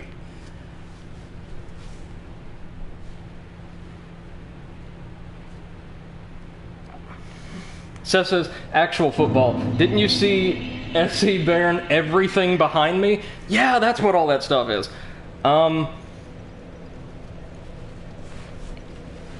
Seth says, crouch kick should have been a critical fatality. I agree, definitely. And I would love it if, like, in future Souls-like games, From would actually allow that to do damage. Because, you know, then people would go around reducing, like, final bosses and, like, to 1 HP, just to kill them with a kick to the crotch. That's alright. And Exit says your shield can't block fire. No, but it is fire resistant, so I would have expected it to take less damage overall. Sev says, did I hear a shit from you? Nice. Assault is real, and this is a win-win situation for you. Either you beat him or your ass gets amazing. Excuse me, gets? As if we're not already there?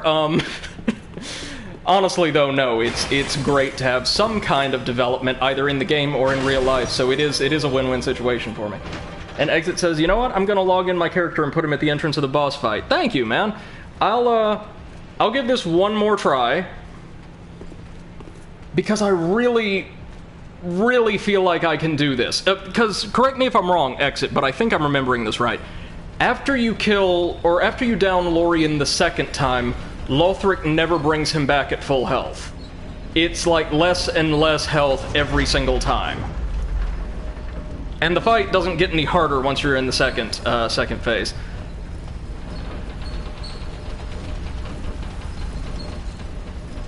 Like, Lothric doesn't gain new attacks or anything like that as you wear him down. Okay, anything else we can do to optimize this?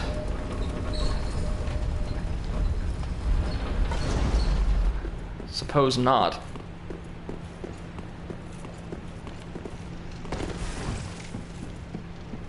Exit says that's true. Okay, right on.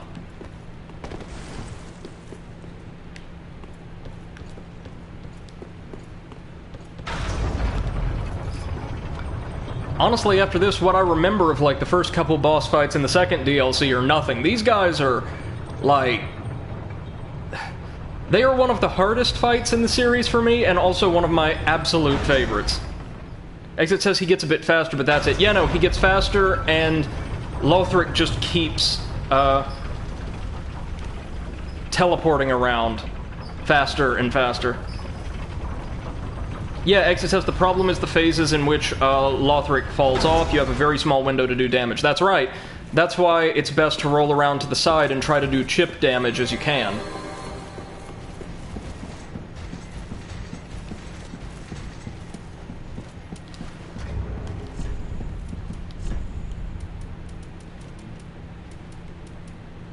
Oh, I can use the Sage's Crystal Staff, or, no, sorry, Logan's Staff is still better, because that was a Dark Souls 1 thing, so it's got to be better. There we go!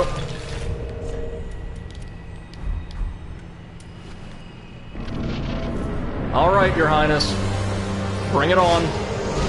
Not like that, not like that. With an easy-to-dodge attack, sir. There we go. Now you're doing it properly.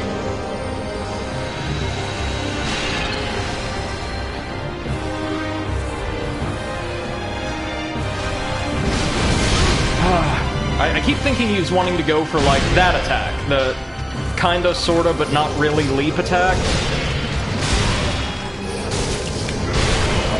He's got a surprising amount of moves for somebody who can barely move.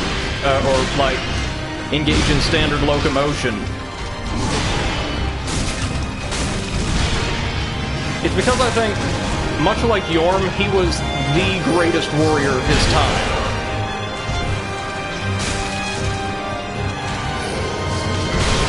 Again? This is definitely not going to be our run.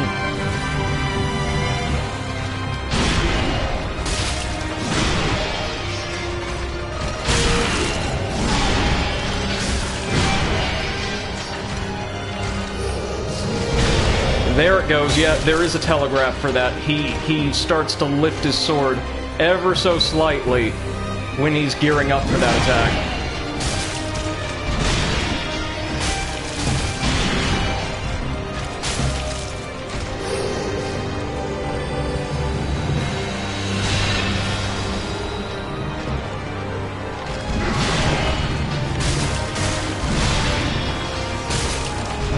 Come on. There you go, big guy.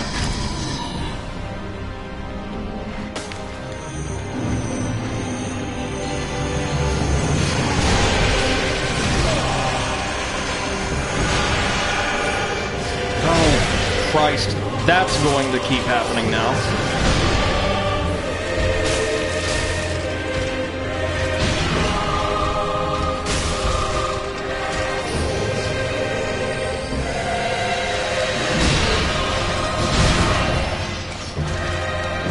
I gotta remember, he follows up. Oh, he clipped into the pillar. Nice.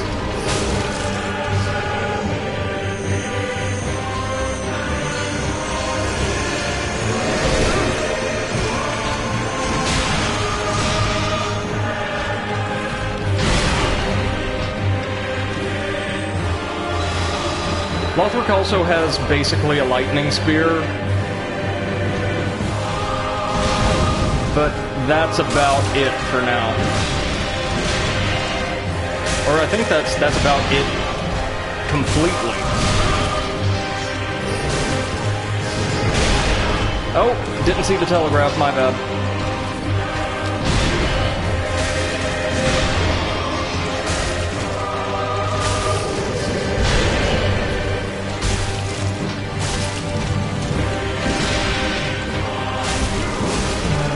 Here he comes.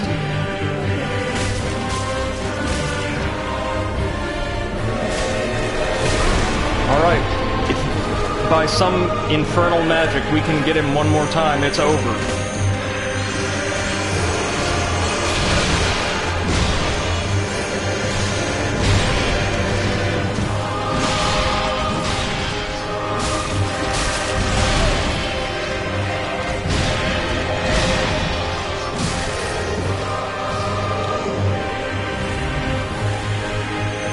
And I think if by some infernal magic you manage to take out Lothric while he's on Lorien's back, you do not have to finish off Big Brother.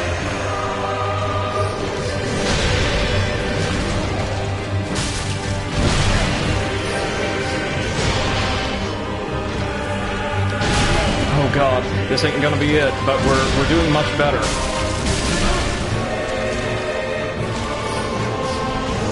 Oh man!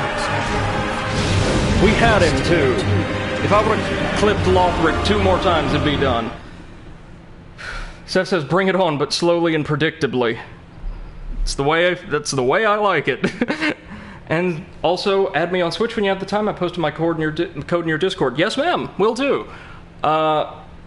Be absolutely happy to. I've not broken my Switch out in ages, but I'm thinking of streaming the Mega Man Zero ZX collection sometime soon. So be more than happy to do that.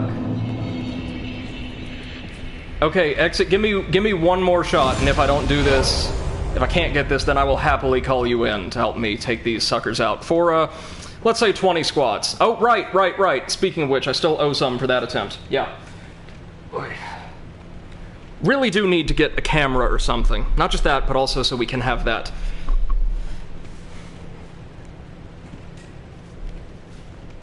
Excellent recording of my face contorting in anguish every time I die.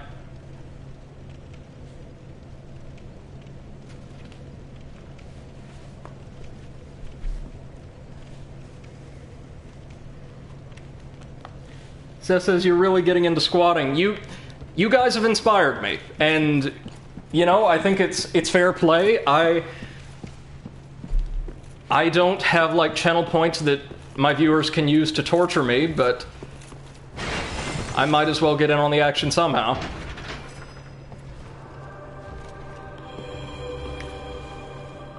I was quite fit before grad school, but I lost so much muscle that I'd accumulated in so little time. Like, just stress caused a significant release of cortisol, and of course with grad school comes stress, and with stress comes, like, eating really unhealthy foods. But Steph says soon you will. We'll get you affiliate pretty soon. Oh, thank you very much, but do I really want that status if it comes along with having to do more squats?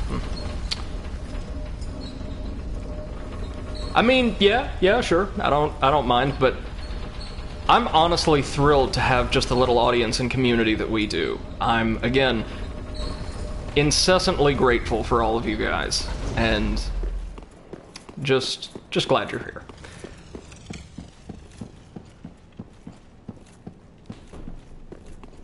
Up we go again.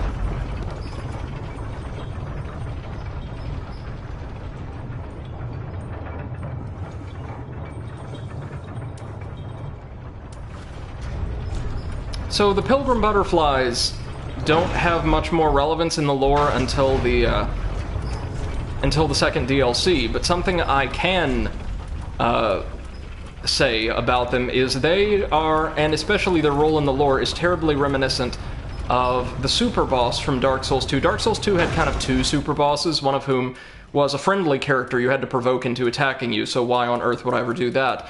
But the other, found at the end of a PvE intensive Covenant quest line, was an angel that lived in the very darkest depths of the abyss. And, like, a sort of Blizzard-y, Diablo-looking take on a standard, like, Abrahamic angel. And that was like a creature of the pure darkness.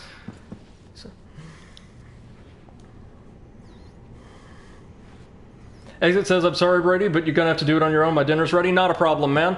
Is Is that your character, though? No. That is a very cool character, though. Check that out. Onion Knight, Halberd. Yeah. And Solaire. Oh my god, it's him!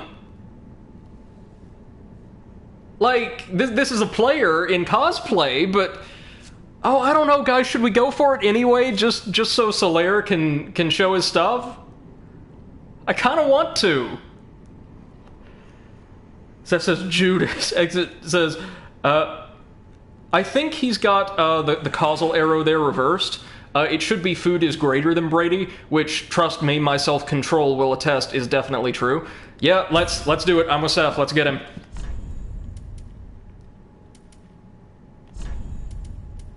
Do I have Praise the Sun? I better have Praise the Sun.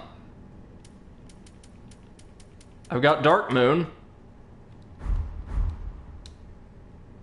Come on. Come on. So it says, yeah, he did. He messed it up.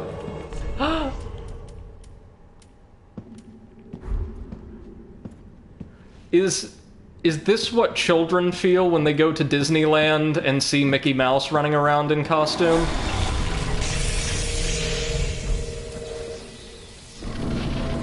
Oh man, here we go.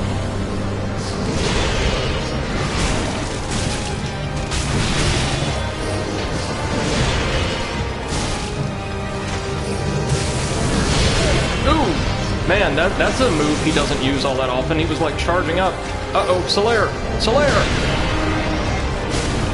Oh, damn it, you're just like the actual Solaire in, like,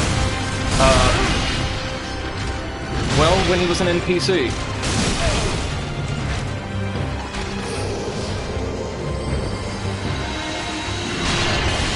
Seriously, Solaire's a great character in the lore, but he is not the best co-op partner. Because he's super durable. Like in Dark Souls 1, if you summon him in, he's super durable. But he has a tendency to just stand stock still and let bosses open like a can on him.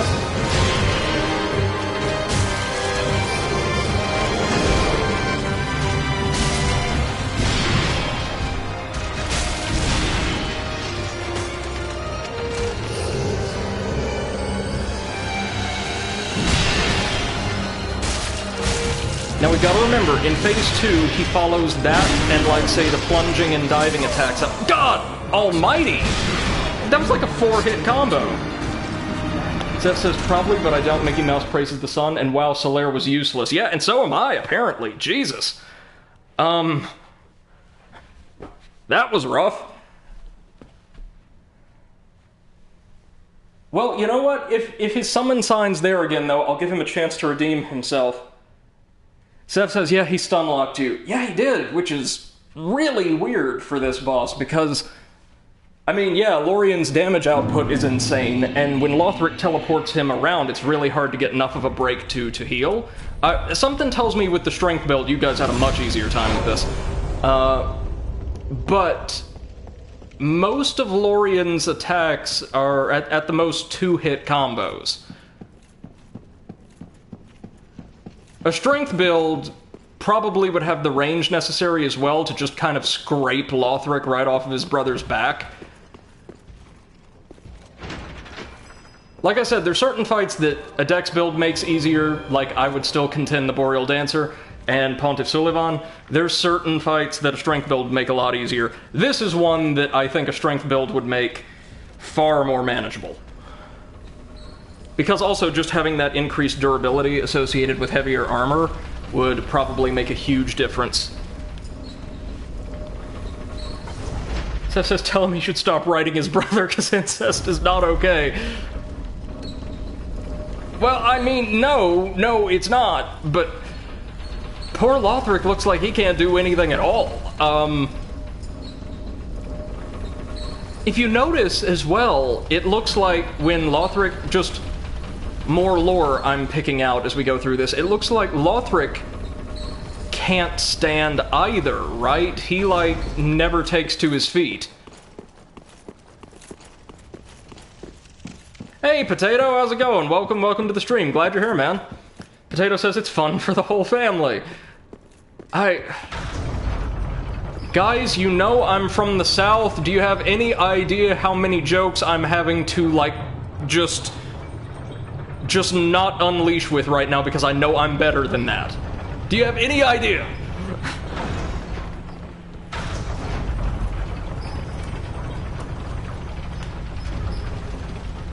Okay, Solaire, let's give you one more shot. One more shot.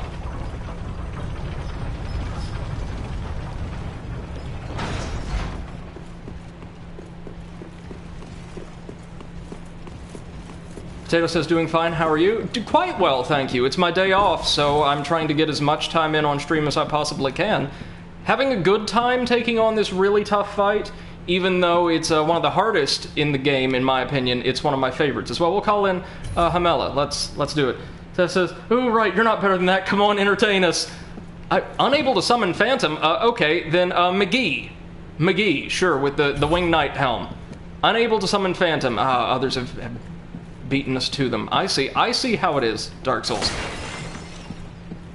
I really want to kind of co-op this one, though, and I especially want Solaire to have a chance to redeem himself. He was so cool. He had, like, his lightning weapon equipped. He had it all together. He had himself together. And just got obliterated right off the bat. Oh, Seth says, Potato, Exit, and I are in voice chat enjoying your stream together. That's wonderful. Thank you so much. Again, I just hope it's providing some entertainment for your evening, and it's worth the time you've so kindly invested in me. Okay, do we have anything? You bastard ahead. Yeah, that's pretty good. If I only I had a bonfire, you got 2 elevators. That's something. Be wary of Beanpole. Seth says, oh yes it is. Thank you very much. Oh, did somebody make it over here? Yeah. Come on. Summon sign. Summon sign.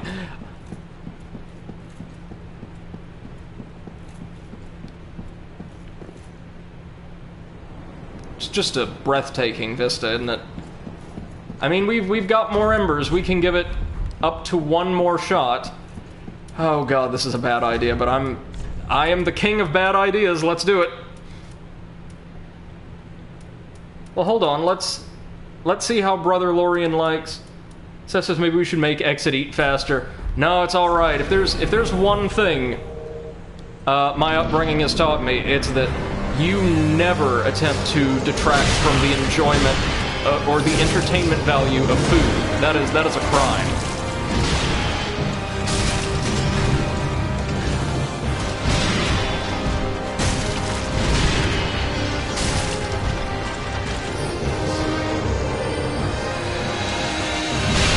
Whoa! Shit on a shingle! I rolled right into the chairs. That is... God damn it. I'm used to doing a lot better than that. Not great at this fight, but better than that. Shit. I was hoping to roll right around to his side and get a few swings in, but hey, tell you what, I need 10 for that one. That was very poor form on my part.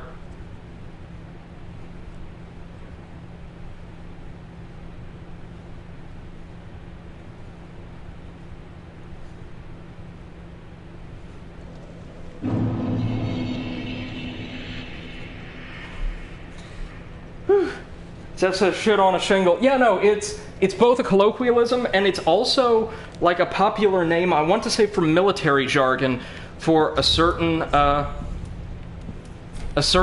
type of really simple meal. Its official name is cream chipped beef. It's basically thin strips of seasoned like beefsteak prepared in like a very thick white or sausage gravy. Thank you very much, Seth. That's one for the memory banks. Potato says, come on, Seth, you know old people need to take their time doing stuff. You can't rush him while he eats. You know what I miss? Like more than anything else, really. Aside from actually being in a classroom, like, with my students, I really miss the meditative experience of being able to sit down in a restaurant, turn your phone off, listen to whatever weird blend of like 70s and 80s oldies they're piping through via the radio, and just like lose yourself for an hour. Man, that's nice. Zev says, potato, I'm afraid if we leave him alone for too long, he's gonna fall asleep in the chair like old people do. Okay, so that actually brings to mind a funny story, but I think I'll actually save it for one of your streams, Seth.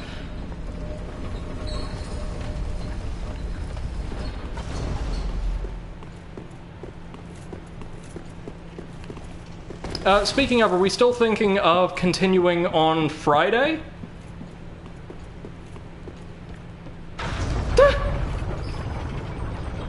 Yes, excellent.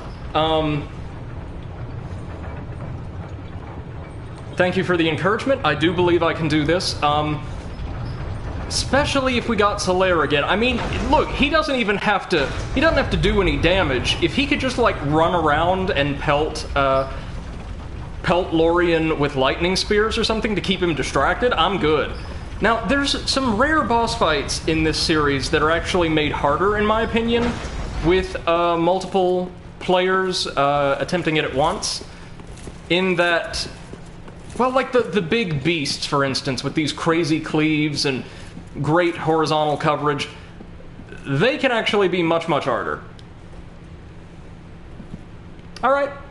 Sounds good, Seth. That'll be perfect, actually, because I think I've been recruited for my first ever tabletop role-playing campaign, conducted remotely, of course, that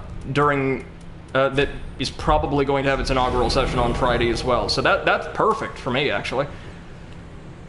I'll just have to speed read my way through a couple terrible books in the next couple days. Oh. Come on now. Here it comes. There it is.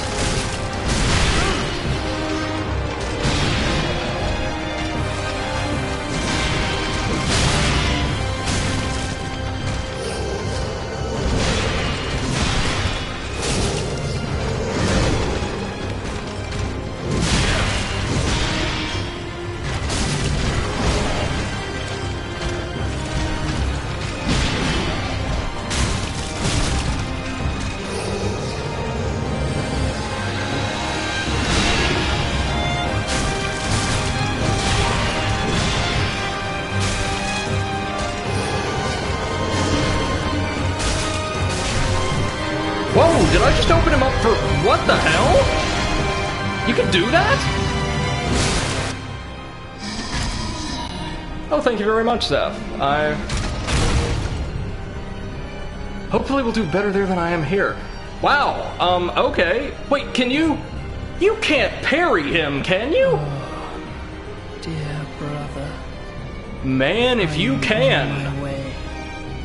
There's no way. There's no way. He's just too big, and his weapon is, like, too bulky to reliably deflect.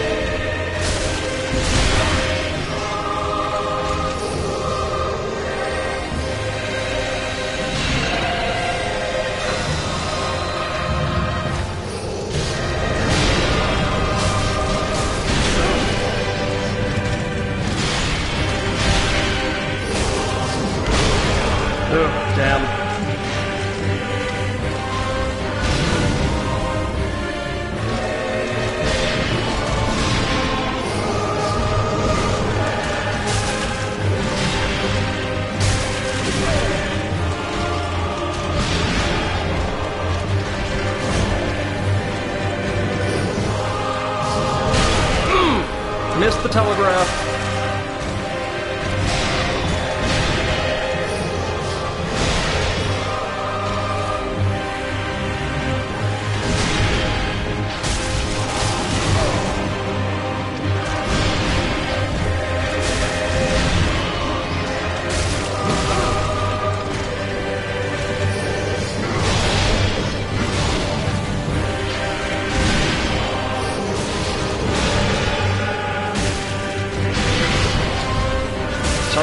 quiet right now, but I'm just giving this my all.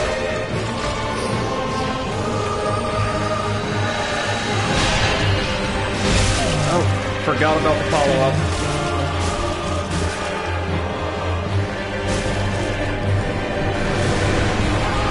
Gotcha.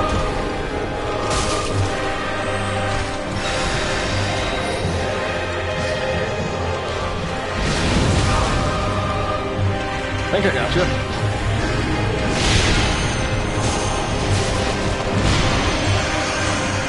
Oh no, I still need to take him down again, don't I?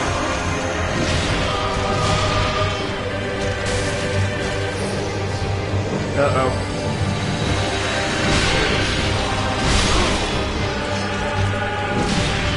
Oh, I keep forgetting that happens. No! I got him!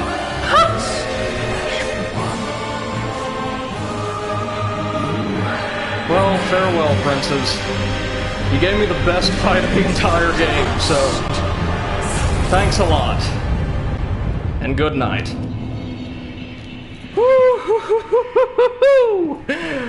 Oh, we were just so fortunate that our first time around with Lothric, we were able to get so many hits that happened to glance him. Otherwise, we would have been toast. Oh, wow, you guys, we made it. And my heart is going mile a minute.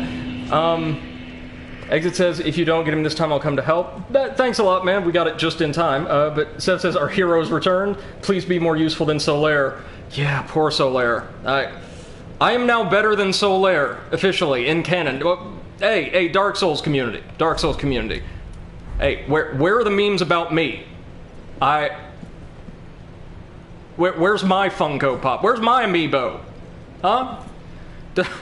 Doesn't everybody want an amiibo of a 22-year-old teacher in training from the middle of nowhere, Tennessee? Like, come on.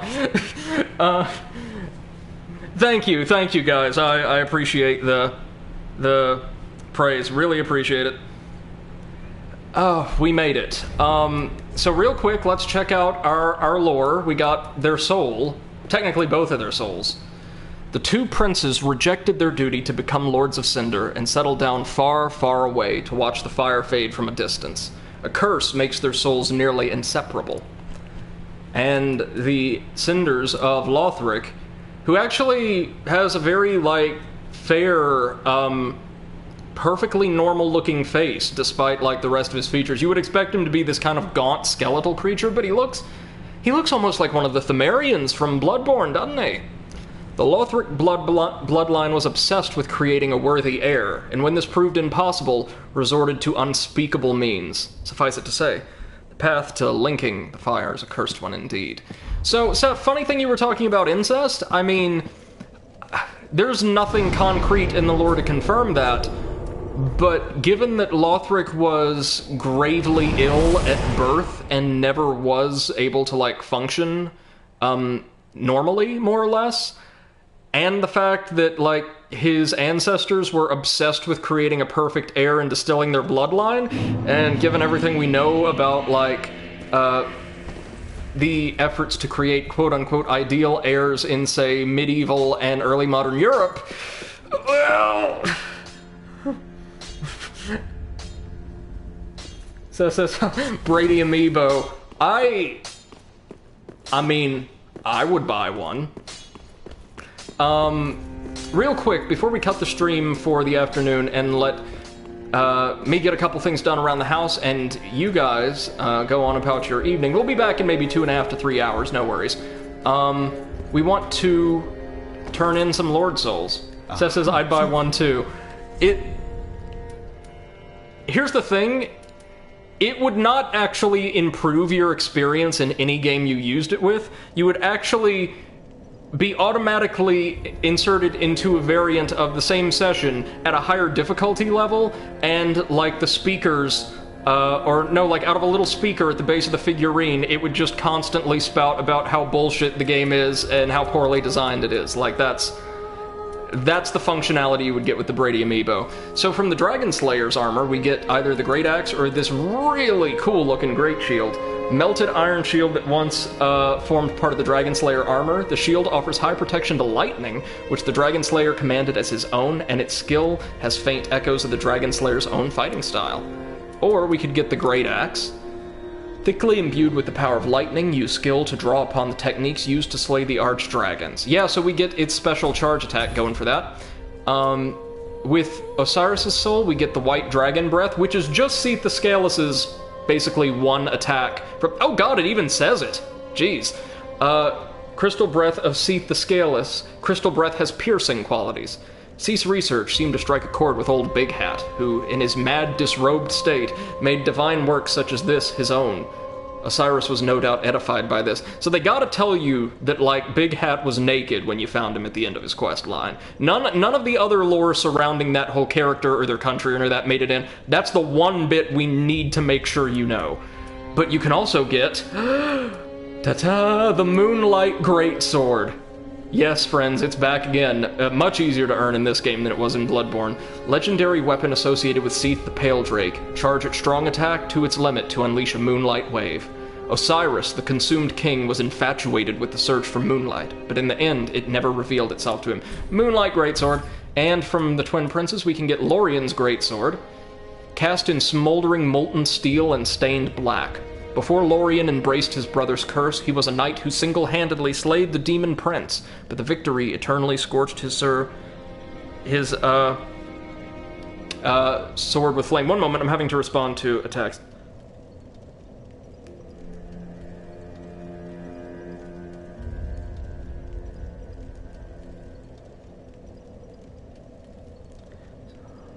Okay. Seth says maybe the amiibo would unlock all the lore items. Potato says, no, the amiibo unlocks commentary mode. You get Brady as your narrator while you play. Seth says, like a director's cut. I love this. I love this concept. It would be like Bastion, but with way more stuttering and cursing, and I'm kind of alright with that. Or we can get what we're going for, Lothric's Holy Sword. It is, again, a faith-based sword. Prince Lothric's straight sword, blessed by Emma with potent magic. Young Lothric was meant to be a champion, and was expected to wield this platinum sword, but some things will remain distant dreams forever. Seth says, ooh, I love Bastion. Yeah, so do I. It's a very simple game, but the narrative style is kind of so enrapturing. It's really good stuff. I played a bit of the studio's follow-up, Transistor, and I thought that was pretty good, but man, I got absolutely obsessed, like for a full weekend, with Pyre, which I think is one of their more recent titles. Oh, everything from the simple but robust gameplay systems, to the characters, to the choices afforded the player. Oh, so great. So great. Seth says, I love the music too. Yes! Yes, I forget... Hold on, the name of that studio. I will find it, though. Supergiant Games. They have a knack for, like, contracting some phenomenal composers. Just, my god. I think they released a new game, what, a year or so ago? Hades or something like that? Welcome. Very then take. Now let's level up.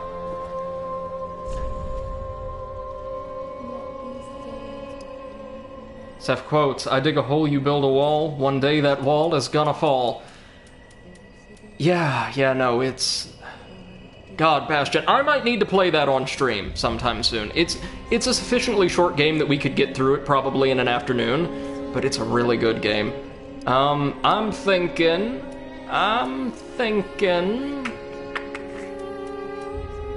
just more decks at this point, why not?